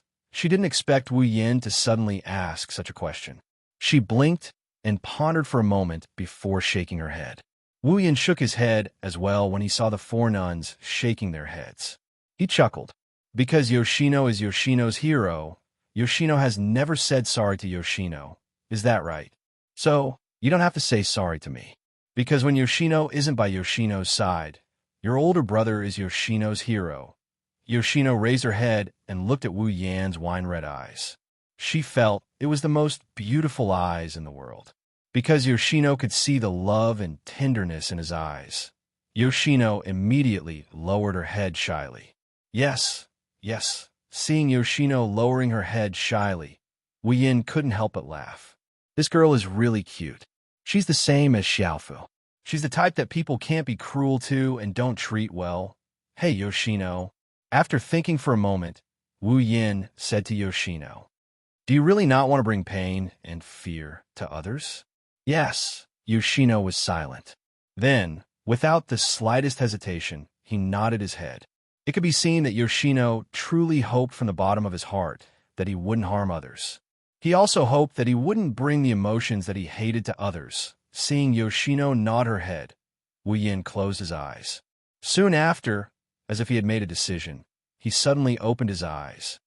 Yoshino, if your older brother has a way to make you not harm others, but the price is that you will lose all of your fairy powers, are you willing to do that? Yoshino's body trembled. She quickly turned around. Her large blue eyes were staring straight at Wu Yan's face. There was a trace of hope and hesitation in her eyes. Wu Yin didn't say anything. Just like that, he looked at Yoshino. Quietly, they looked at each other from a distance. It was as if they were communicating with their eyes. In fact, Wu Yan's heart was also very nervous. After all, Yoshino was easily scared. It wasn't easy for him to make Yoshino accept him. If this sudden request made Yoshino afraid, she might go berserk this time. If he didn't feel that his relationship with Yoshino had improved a lot, Wu Yin wouldn't dare to rashly ask such a question. Moreover, Wu Yin couldn't bear to see her lose control of her emotions and hurt others. Then, he would secretly feel guilty. That would be too cruel. Therefore, Wu Yin decided to take a gamble. Fortunately, his gamble didn't seem to be in vain. At least, Yoshino didn't show any signs of fear. After a long time, Yoshino said a little anxiously, really, can I? There's hope. Wu Yin was happy. He nodded at Yoshino. Then, he told Yoshino about the existence of the sealing ring and its effects. He didn't hide anything. After all, this is the condition for the sealing ring to take effect. After Wu Yin finished explaining, Yoshino raised her little nose and said with melancholy, but my power is sealed. Yoshino, Shitona was an independent personality born from the spiritual energy of the four kinai. Only with the support of the spiritual energy of the four kinai could Shitona appear. If the power of the four kinai was lost, then Shitona was no different from being dead. In the original work, the reason why Yashina could still appear after Yashina's power was sealed was that after Shido sealed the power of the elf, an invisible connection would be formed between him and the elf. This connection would allow the elf to reverse the elf power stored in Shido's body when the elf lost control of his emotions. Because of this, Kotori was always worried that the elves would be in a bad mood and retrieve their elven power. At the same time, it's also because of this connection that Yoshino can extract a little bit of spiritual energy to maintain Yoshino's appearance. However, the sealing ring has no connection at all. But there's no problem with that. Don't worry, Wu Yin said with a smile. When you seal your power is sealed in your own body. Although you can't use it, it can be used to maintain Yoshino's appearance. If Yoshino can maintain Yoshino and prevent herself from hurting others, Yoshino no longer hesitated and nodded firmly. Wu Yin chuckled at this.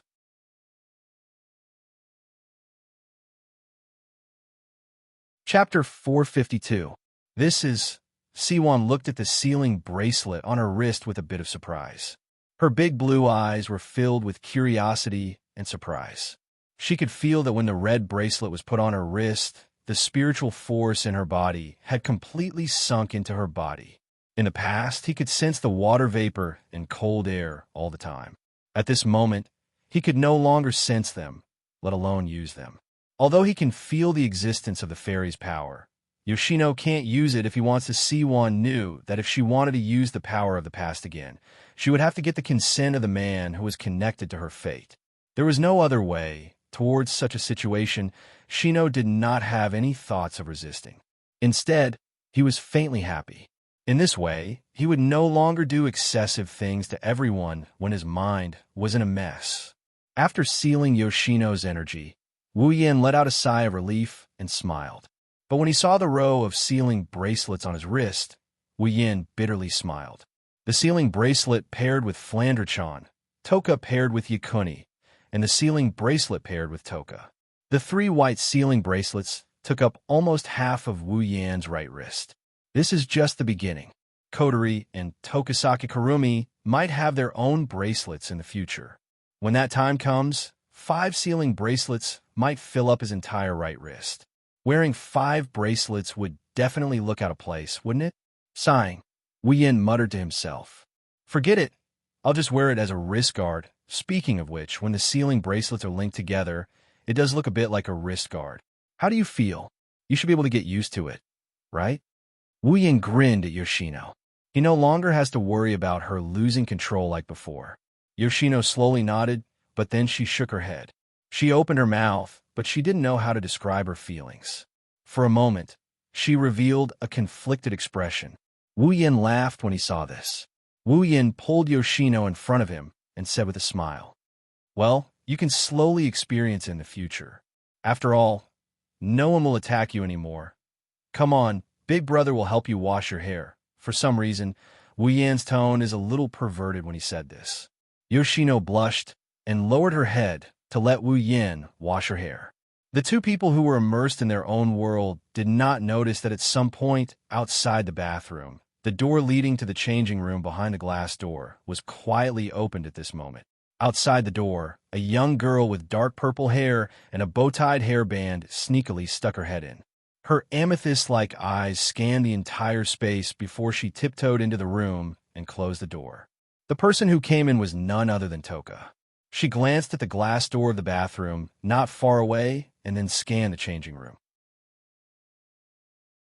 When she saw Wu Yan's clothes in a basket, she couldn't help but feel angry. What is Shido doing? Is he really taking a bath with Yoshino? Shixiang couldn't help but clench her fists tightly. Her little feet were also constantly stomping on the ground. It was obvious that Shixiang was in a terrible mood right now. Fortunately, Toka's power is sealed in the sealing ring. If it's the same as the original, Toka's power would have flowed back due to her bad mood. The result would be that the entire bathroom will be turned into a pile of rubble. However, when Ten Incense raised her head and was about to go to the glass door to check out the situation, she inadvertently glanced at a corner. Ten Incense's mouth fell open. "You?" Ten Fragrance's voice involuntarily rose a little. Just as she was about to scream, a hand suddenly covered her mouth, blocking the rest of her voice. "Shoo!" Kotori made a serious gesture and pointed at the glass door. It was clear what she meant. Toka blinked and nodded. Kotori sighed in relief and let go of Toka's mouth. The 2 looked at each other. One red and one purple eyes had a strange expression. Toka is confused. She's confused as to why Kotori is here.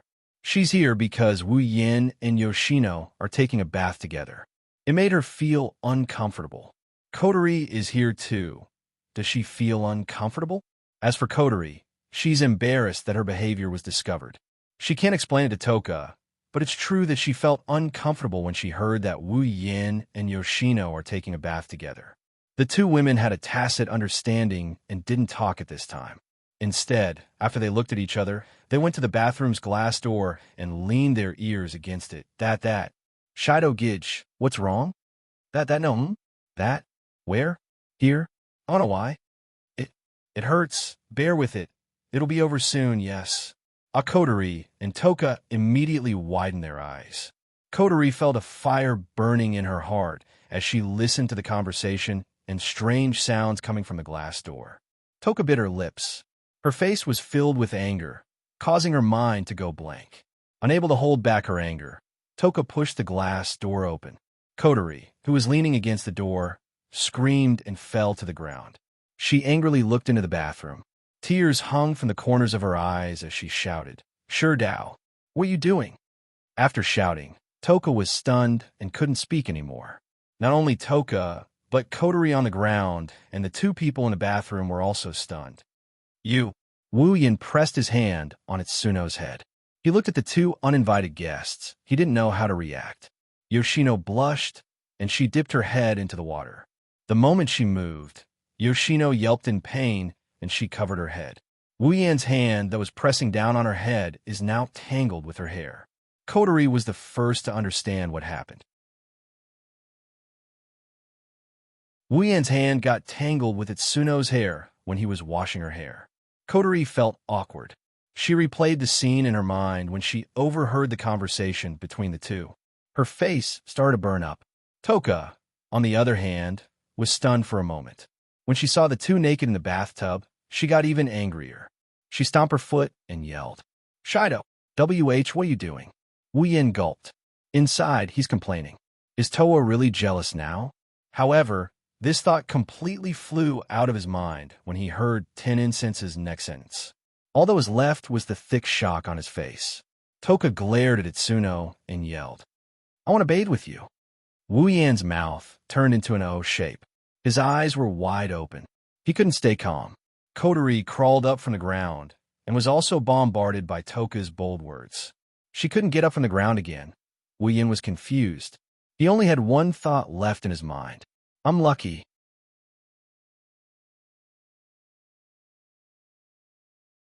Chapter 453. Shuri looked at Wu Yin, Toka, Kotori, and Yoshino in surprise. She asked with uncertainty, "Hot springs?" "Yes." "Ah, yes." Wu Yin sighed. He didn't know whether to laugh or cry at the surprised Shirori. When he was bathing with Yoshino last night, Wu Yin was thinking about how the protagonist went to a hot spring with a few elf girls in the original work. He wondered if he would have the chance to enjoy the same benefits. Who would have thought that flashed through his mind would actually come true? It can't be helped. He can't bathe multiple times in one night. He already took a bath with Yoshino last night. When Toka asked to bathe together, Wu Yin couldn't do it. Although the request is tempting and Wu Yin is willing, Kotori was there at the time.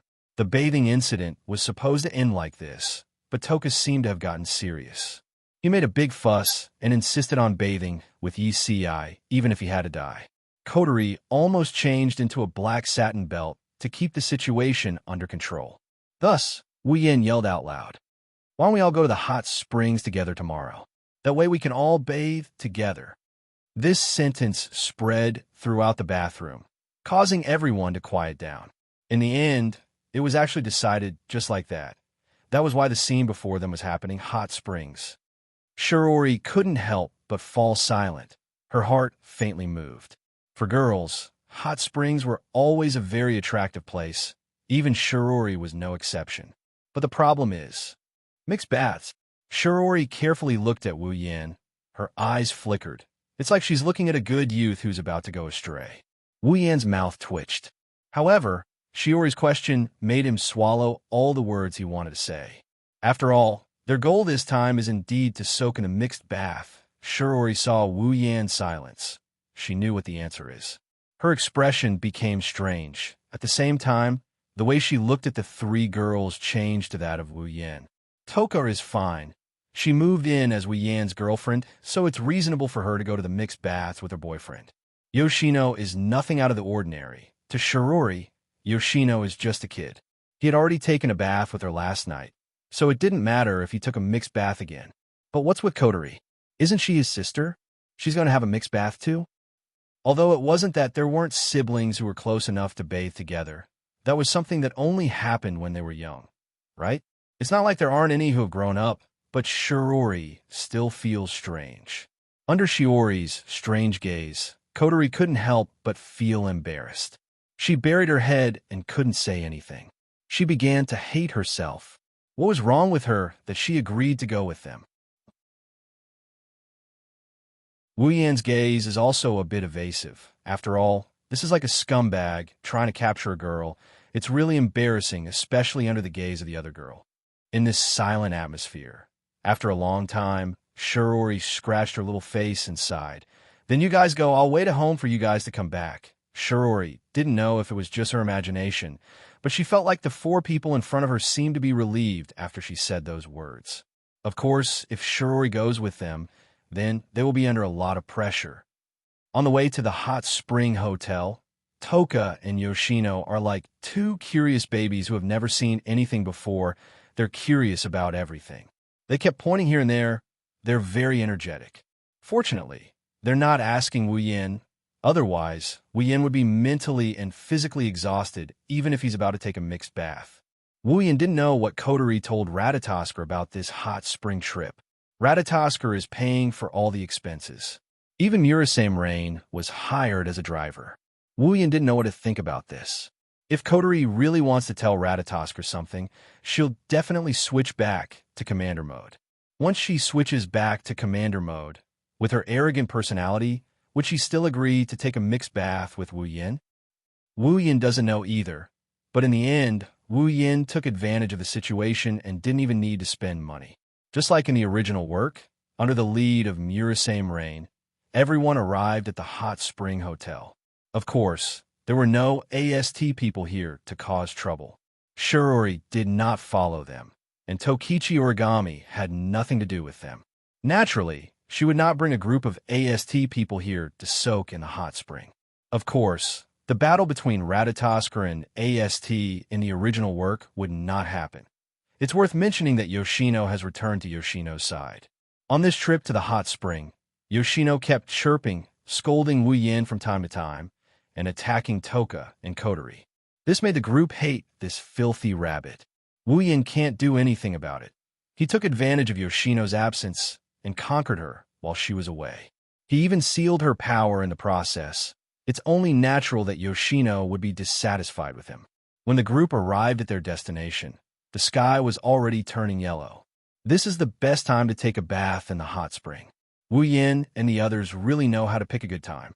In the hot spring hotel booked by Ratatoskr, the group soon arrived at the hot spring. Looking at the hot spring, Wu Yin, Kotori, Toka, Yoshino, and Yoshino were all happy. As for Rain Murasame, she disappeared for some reason. Wu Yin looked at Kotori, Toka, and Yoshino. He coughed and pretended to be serious. "All right, get ready to change your clothes," Kotori and Toka shuddered. They blushed when they heard Wu Yan's words. They actually started acting bashful at a time like this. Do we have to do it now?" Kotori hesitated and said, "It seems like she's going to change her mind." Wu Yin sighed. After all, in the original work, Kotori jumped into the water with Shido, even though she was in commander mode with a towel wrapped around her. Well, you can wait. Wu Yin didn't seem to care. "But when we are done, I don't think we will wait for you." Kotori pursed her lips, and her little face fell. The two white ribbons on her head also became listless, making her look quite adorable. In the end, Kotori decided to jump into the water. "Shido." Toka turned around and looked at Wu Yin. She pointed at the door and said, "You go out first. Come back in later." Wu Yin paused for a moment. "Why?" Toka stomped her feet and stuck her tongue out at Wu Yin. "Just get out of here. Idiot. Idiot." Wu Yin raised an eyebrow as he looked at Toka, who looked like she was possessed by a stria. He helplessly sighed, and he pulled Yono's hand. "Then I'll go out with Yoshino to change clothes." Shino's tone was a little sharp as she cried out. "So Shido likes Yoshino more." Toka glared at Yoshino and humphed. She stopped talking.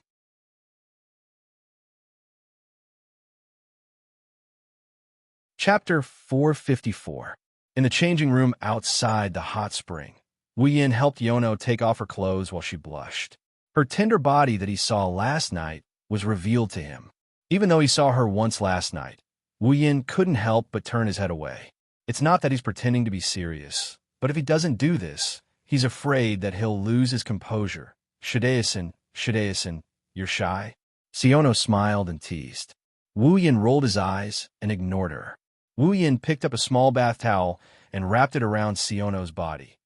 Then he took off his clothes and wrapped himself in a towel. His firm chest heaved up and down in the air. Occasionally, there would be the sound of his heartbeat, and occasionally, there would be a glimmer of light flashing through his eyes. He looked very well built. Touching his chest, Wu Yin couldn't help but laugh. If it was in the past, with his small otaku body, how could he have such a golden ratio? All of this is thanks to the blessing of the true ancestor bloodline. Siono, don't forget to tie up your hair, Wu Yin said to Siono. Yes. After a short day of interaction, Siono's words are a lot more eloquent. She's no longer like before where she would pause every one or two words.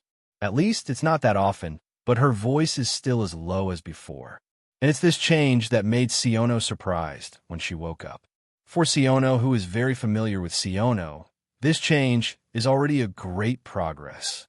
While Siono's hair is tied up, Wu Yin chose 3 towels and folded them into a square shape. For some reason, when they're soaking in the hot spring, they always have to put a square towel on their head. Wu Yin thought it's a bit troublesome, but since everyone did it, he followed suit. After doing all this, Wu Yin brought Siono to the hot spring and opened the door. When the hot spring came into view, 2 figures entered the hot spring as well. Shido. Toka leaned on the side and waved at Wu Yin. Come down quickly. This is amazing. It's much more comfortable than bathing at home. Wu Yin didn't answer Toka because he's completely focused on the scene in front of him. In the hot spring, Kotori grabbed her towel and sat opposite Toka. Her delicate body was deeply hidden under the hot spring, making it impossible to see what's going on inside. But her face, which is red from embarrassment or from the heat, is exceptionally charming. Toka sat opposite Kotori. But compared to Kotori, Toka didn't wear a towel. She leaned on the edge of the hot spring and closed her eyes comfortably. Half of her naked body was covered by the hot spring water, but the 2 semicircles were exposed. Seeing the 2 in the hot spring, Wu Yin swallowed a mouthful of saliva. When he came back to his senses, he scolded himself for not living up to expectations. He had 8 wives at home. How could he not see enough of them? He couldn't even withstand the test. While despising himself, Wu Yan's body shrunk back unnaturally. Because seeing the 2 women like this, Wu Yin couldn't hold back his lust and raised a flag. He didn't want to let anyone see the tint under his towel. It looks really comfortable, Shitona shouted while dancing with joy. Shitona also wants to try it. When she heard Shino blinked her eyes, and then she walked towards the hot spring. When her little feet soaked in the hot spring, her large eyes couldn't help but narrow slightly, while a flush appeared on her face. It seemed that the effects of the hot spring were rather outstanding for Shino. Yoshino quickened her pace and slowly submerged herself in the water. She swam to Toka's side and sat down. Seeing Yoshino enter the water, Wu Yan's restless heart was released. He couldn't wait to get into the water. Looking at him, he almost shouted, "I'm coming." Wu Yin glanced at Toka and Yoshino, then at Kotori. A wicked light flashed in his eyes. Then, without hesitation, Wu Yin came to Kotori's side and sat down. Kotori shrunk back and looked at Wu Yin sitting beside her. Her face blushed even more. She tightened her grip on the towel, and her gaze became unnatural. But she didn't leave. After Wu Yin entered the water, the hot spring became quiet. Toka, Yoshino, and Yoshino's eyes were closed as if they were asleep. Kotori envied them. She also wanted to close her eyes and enjoy the hot spring. However, Wu Yin made her nervous. She couldn't calm down and enjoy the hot spring after a while. Wu Yin suddenly said in a voice only Kotori can hear, "Kotori, you didn't bring a black ribbon to the hot spring, right?" Kotori was stunned. She tilted her head in confusion. She didn't understand why Wu Yin suddenly asked this, but she answered honestly. "No, I brought a ribbon. It would get wet." Wu Yan's wine-red eyes flashed with a brilliant light as he grinned. Kotori's body stiffened. She made a strange sound like a hiccup. Her red eyes flashed with disbelief. She slowly turned to look at Wu Yin. She wanted to prove that Wu Yin didn't do it. Unfortunately, all she saw was a face with a hateful smile. Oni-chan, Kotori's face turned red. She wanted to scream when she saw Wu Yan's face, but Wu Yan's words stopped her. Toka and the others are still on the other side. Kotori swallowed the scream she was about to blurt out. She pouted and wanted to cry, but no tears came out. Wu Yan's hand on Kotori's breast started to slowly move. A scorching sensation traveled from Wu Yan's skin into Kotori's body. Her heart trembled violently. The hand that seemed to have a very high temperature seemed to have some sort of magical power. Kotori almost moaned. Kotori bit her lips and looked at Toka and Yoshino, who had their eyes closed. She was so embarrassed that tears welled up in her eyes. Kotori was extremely afraid. She was afraid that Toka and Yoshino would open their eyes and see what happened. If that happened, she wouldn't be able to face them anymore. Kotori quickly stopped Wu Yan's mischievous hand and looked at Wu Yan pleadingly. "Oni-chan, don't be like this." Wu Yan raised an eyebrow. He glanced at Toka and Yoshino before turning back to Kotori. He ignored Kotori's attempts to stop him, and he started caressing Kotori again. He used his actions to answer Kotori's question. Kotori's body trembled again and again. She reached out and pressed Wu Yan's hand. Unfortunately, Wu Yan's hand seemed to have infinite strength. He didn't care about Kotori's attempts at stopping him. He continued moving without any hindrance. "Oni-chan, Oni-chan, don't. We'll be discovered," Kotori said to Wu Yan with a trembling voice. She didn't dare to speak too loudly for fear of waking up the two women. Will Wu Yan agree? The answer is no.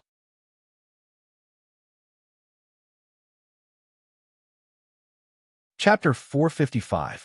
Kotori is filled with regret. Why did she agree to come to the hot spring last night?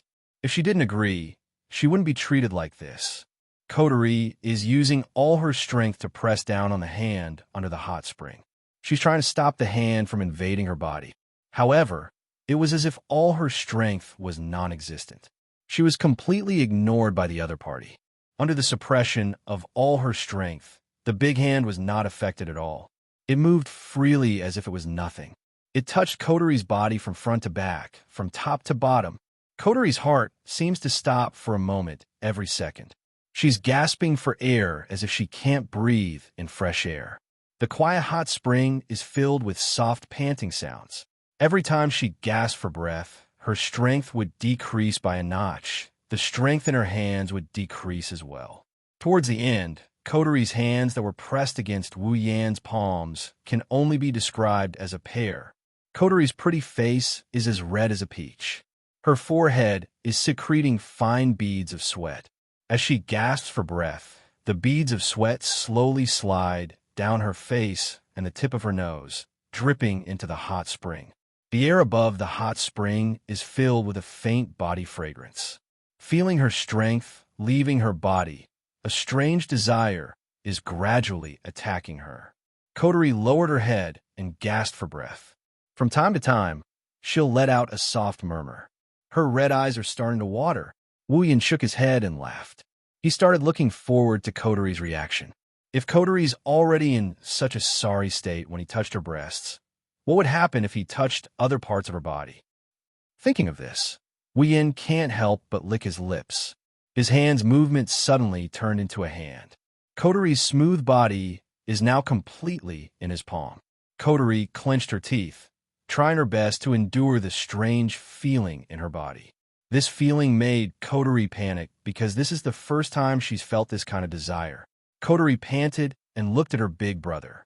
She wanted to beg for mercy, but every time she tried to speak, her voice would turn into a heart-wrenching moan. Kotori didn't dare to open her mouth anymore. She could only use her eyes to express her pleas.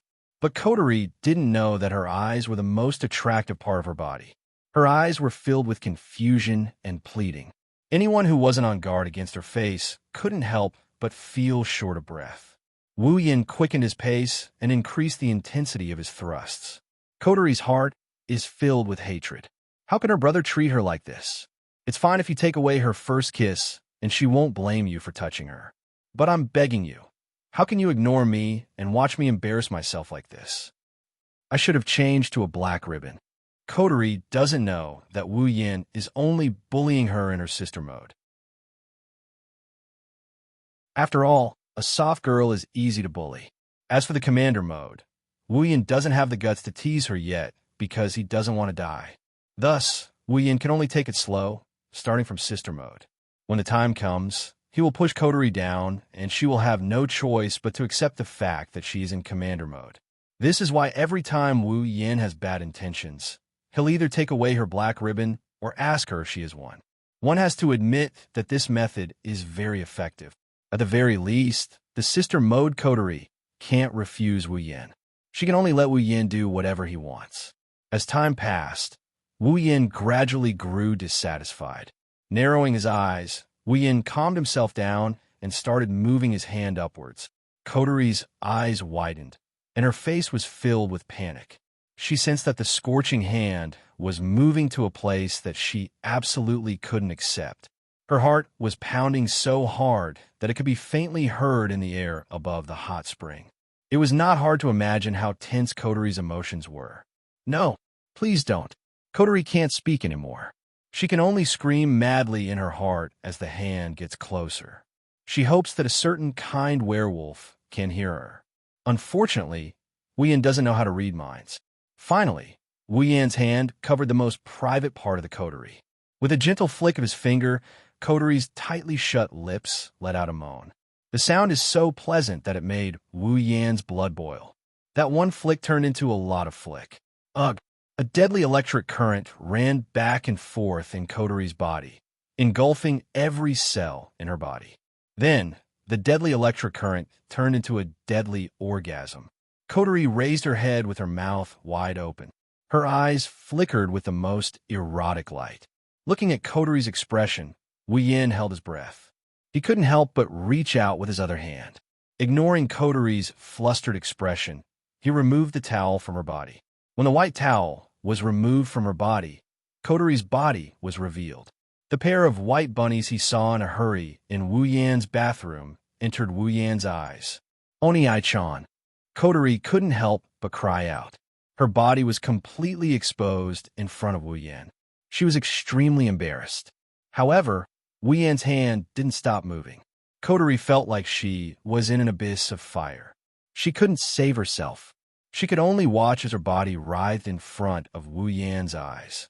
Finally, Coterie is within Wu Yan's grasp. Wu Yan couldn't wait any longer, and he started rubbing Coterie's body. While rubbing Coterie's body, he bit down on one of her ears. MMM. Coterie let out a seductive moan. Her face was as red as water. She placed her hands on Wu Yan's upper and lower arms, but she couldn't exert any strength. From the outside, it looked like Coterie was the one driving Wu Yan's hand. Coterie kept moaning. The luxury called rationality was slowly collapsing. Coterie's voice uncontrollably became louder and louder, echoing throughout the space. To avoid attracting the attention of the two girls, Wu Yan lowered his head and he sucked on Coterie's lips. He also pried open her teeth, and he searched for Coterie's flustered tongue. Then, he started making love with her. The ambiguous atmosphere began to spread throughout the entire hot spring. Even the hot spring seemed to be shy. It began to accelerate the evaporation of heat, enveloping the two's entwined bodies, covering their embarrassment.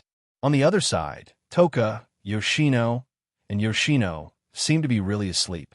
They didn't notice at all that there was a ripple that was enough to destroy the pure thoughts of the elves in front of them. When Wu Yin and Coterie's lips parted, their red eyes met. They started panting when they saw the look in each other's eyes. Wu Yin kissed Coterie's lips again. He let go of Coterie's thigh and held Coterie's breasts. He lifted her up and placed it between his legs. No, Oni-san. Coterie moaned. Don't. Here. Coterie's words made Wu Yin realize where they are. His mind cleared up. He bitterly smiled. There's nothing he can do. He stopped pressing down on Coterie's breasts and started to move his hands back and forth. Coterie's light panting sounds kept coming from the hot spring.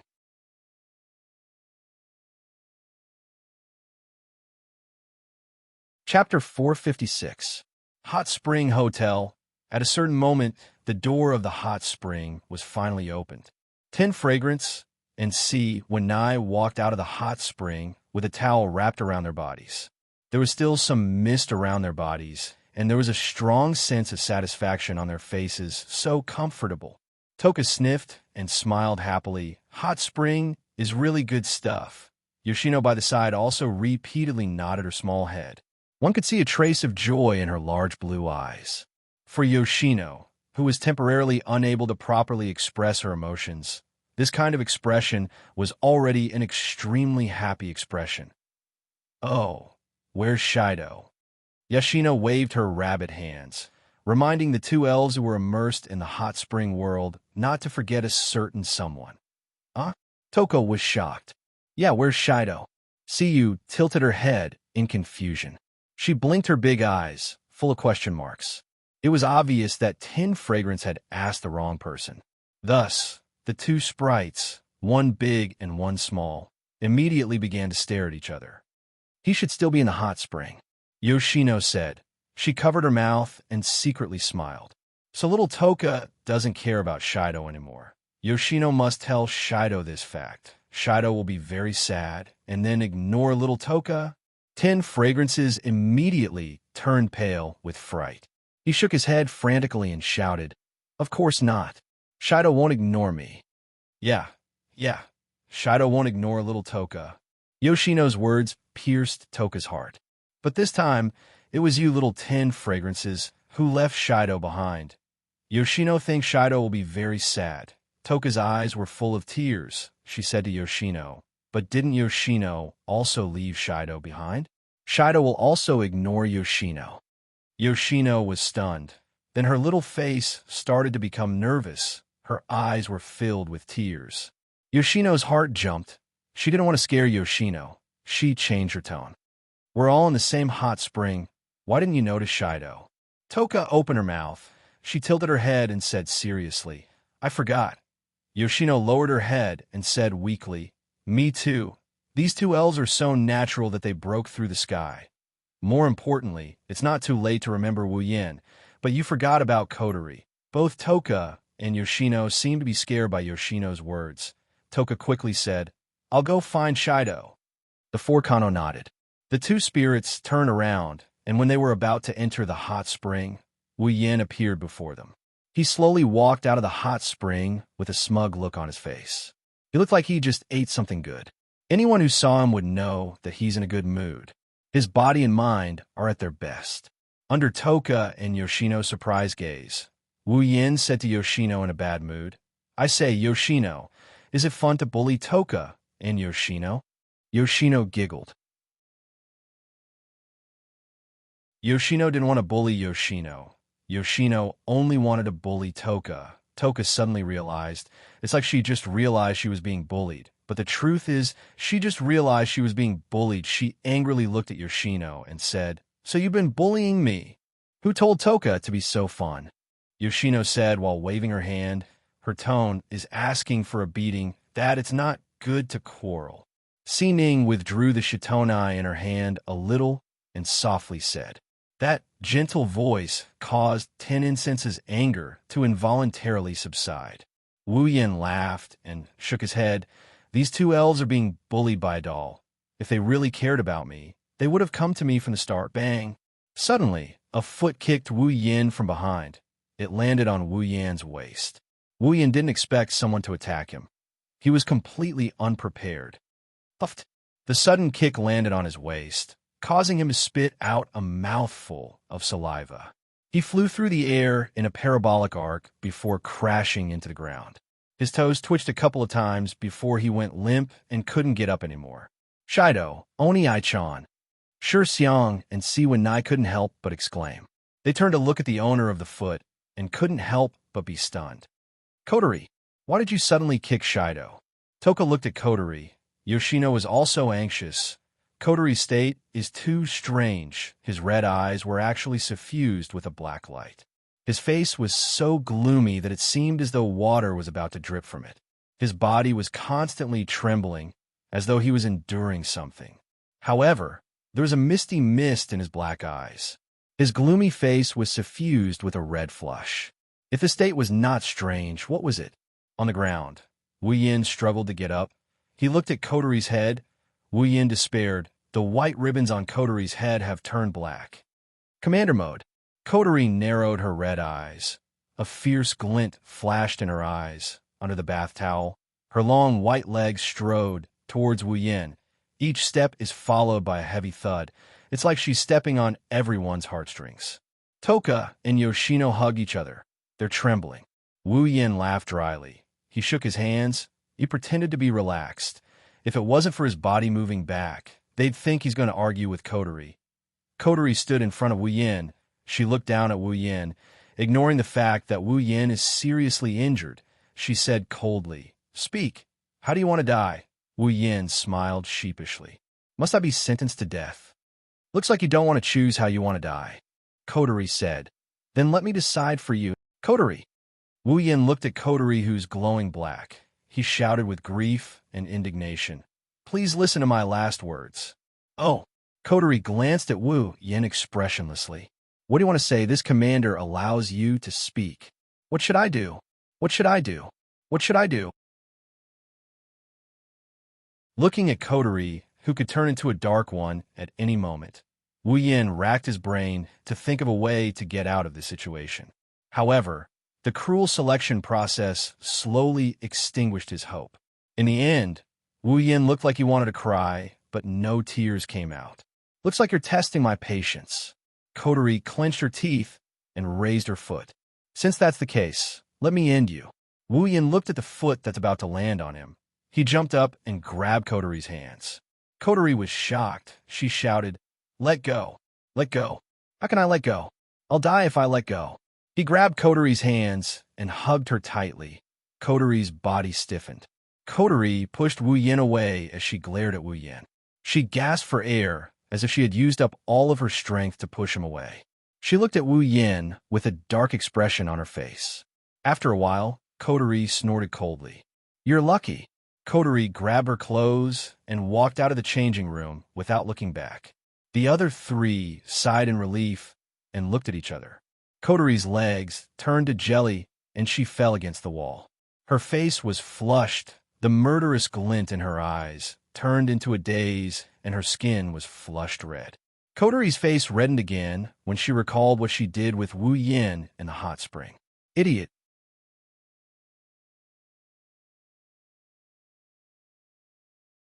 Chapter 457. The sky had darkened, and the night had surrounded the entire sky in darkness.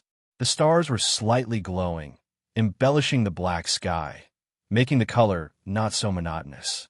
Unfortunately, perhaps because it was a little superfluous, the moon did not appear in this beautiful scene. In the distance, a luxurious car drove over at an average speed and soon stopped at the door of Wu He's house. All the doors were open in a moment, and a man and 3 women also got out of the car, closed the door, and came to the gate. These 4 people were naturally Wu Yan's group who came back from the hot spring hotel. "Then, I'll go back first," Mirasame Ling Yin said to everyone with a pair of eyes wrapped in dark circles. It had to be said that this time, Mirasame Ling Yin sacrificed a lot. Not only did she act as a driver, but she also didn't go to the hot spring. This was only secondary. More importantly, when Wu Yan's group was comfortably enjoying the hot spring, Mirasame Ling Yin was entertaining herself in the hot spring hotel alone for several hours, which was admirable. It wasn't until Mirasame Rain drove away that everyone retracted their gazes. However, Yoshino raised his head and looked at the sky. There's a strange color in his big blue eyes. The big eyes reflected the scene of the night.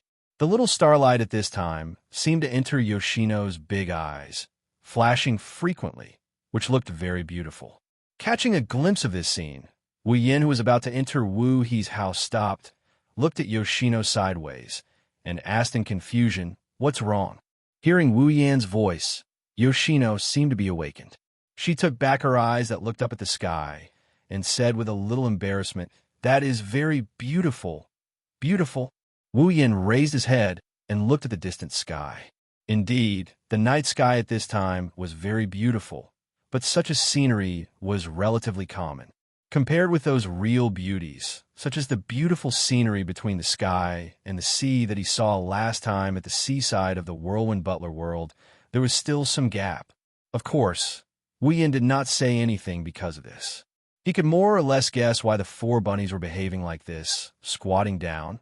Wu Yin touched the beautiful hat on Si Yanai's head and said, "Haven't you seen it?" "It is." Being touched by Wu Yin on the head, Yoshino seemed to enjoy it very much. Her eyes narrowed slightly, and a happy blush appeared on her face as she whispered, "Yeah, I've never seen it before. upon hearing this. Not only Wu Yin, but even Toka and Kotori, who was still in commander mode, turned to look at the four genii at the same time with a pitiful expression on their faces. Yoshino is the spirit of ice and water. Every time it descends to this world, it will bring along a sky full of rain because of its special ice and water spirit power.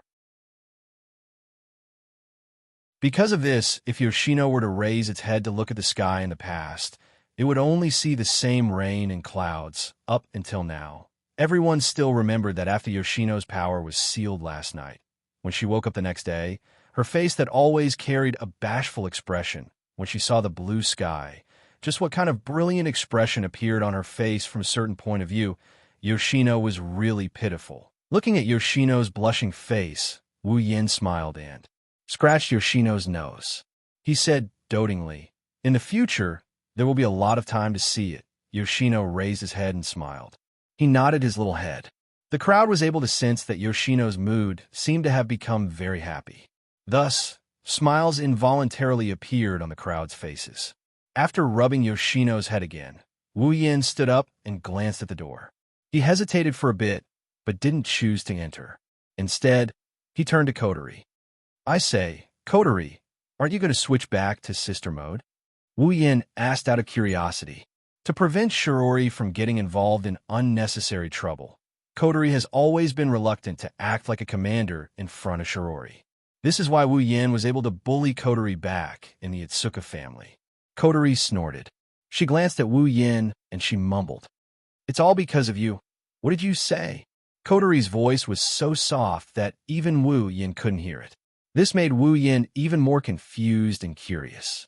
Kotori glared at Wu Yin and shouted, "I said it's none of your business." Kotori's shout caught Wu Yin's attention. Wu Yin felt like his head was struck by lightning. He felt dizzy and his eyes were spinning. Pursing her lips, Kotori swung her two red ponytails as she walked towards the door. She's cursing inside her heart. In her sister mode, she's so naive and cheerful. How could she have the nerve to come out and see Wu Yin after that dubious affair in a hot spring with him? "That's strange, Kotori." Toka held Wu Yin's ears and pouted. "She's like a different person." "No, she's like a different person. In a sense, she's a different person." Kotori followed Wu Yin, Toka, and Yono into Itsuka's house. They pushed open the door, and the three girls greeted them with a sweet, "I'm back." Shiori came down from upstairs as well. "You're all back." Shiori looked at everyone with a warm smile. "Did you have fun in the hot spring?" Juxiang and Si-Yuan nodded vigorously. It could be seen that they were indeed very happy. After all, something as enjoyable as a hot spring was something the two of them could never enjoy in the past. In the past, the two of them only had to constantly be chased and run away. Of course, Shiori didn't know all of this, but as long as everyone was happy, it was fine. Shiori quickly noticed Kotori's difference and asked with some doubt, "Kotori, why are you wearing a black ribbon?" "Here it comes," Kotori sighed.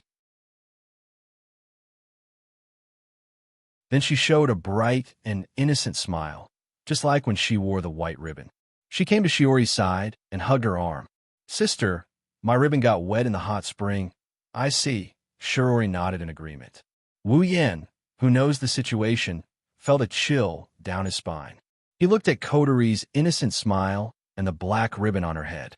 After confirming that this is indeed commander mode, Wu Yin's lips twitched and he turned his head away in an awkward manner. The one acting like a spoiled brat is the same face as before.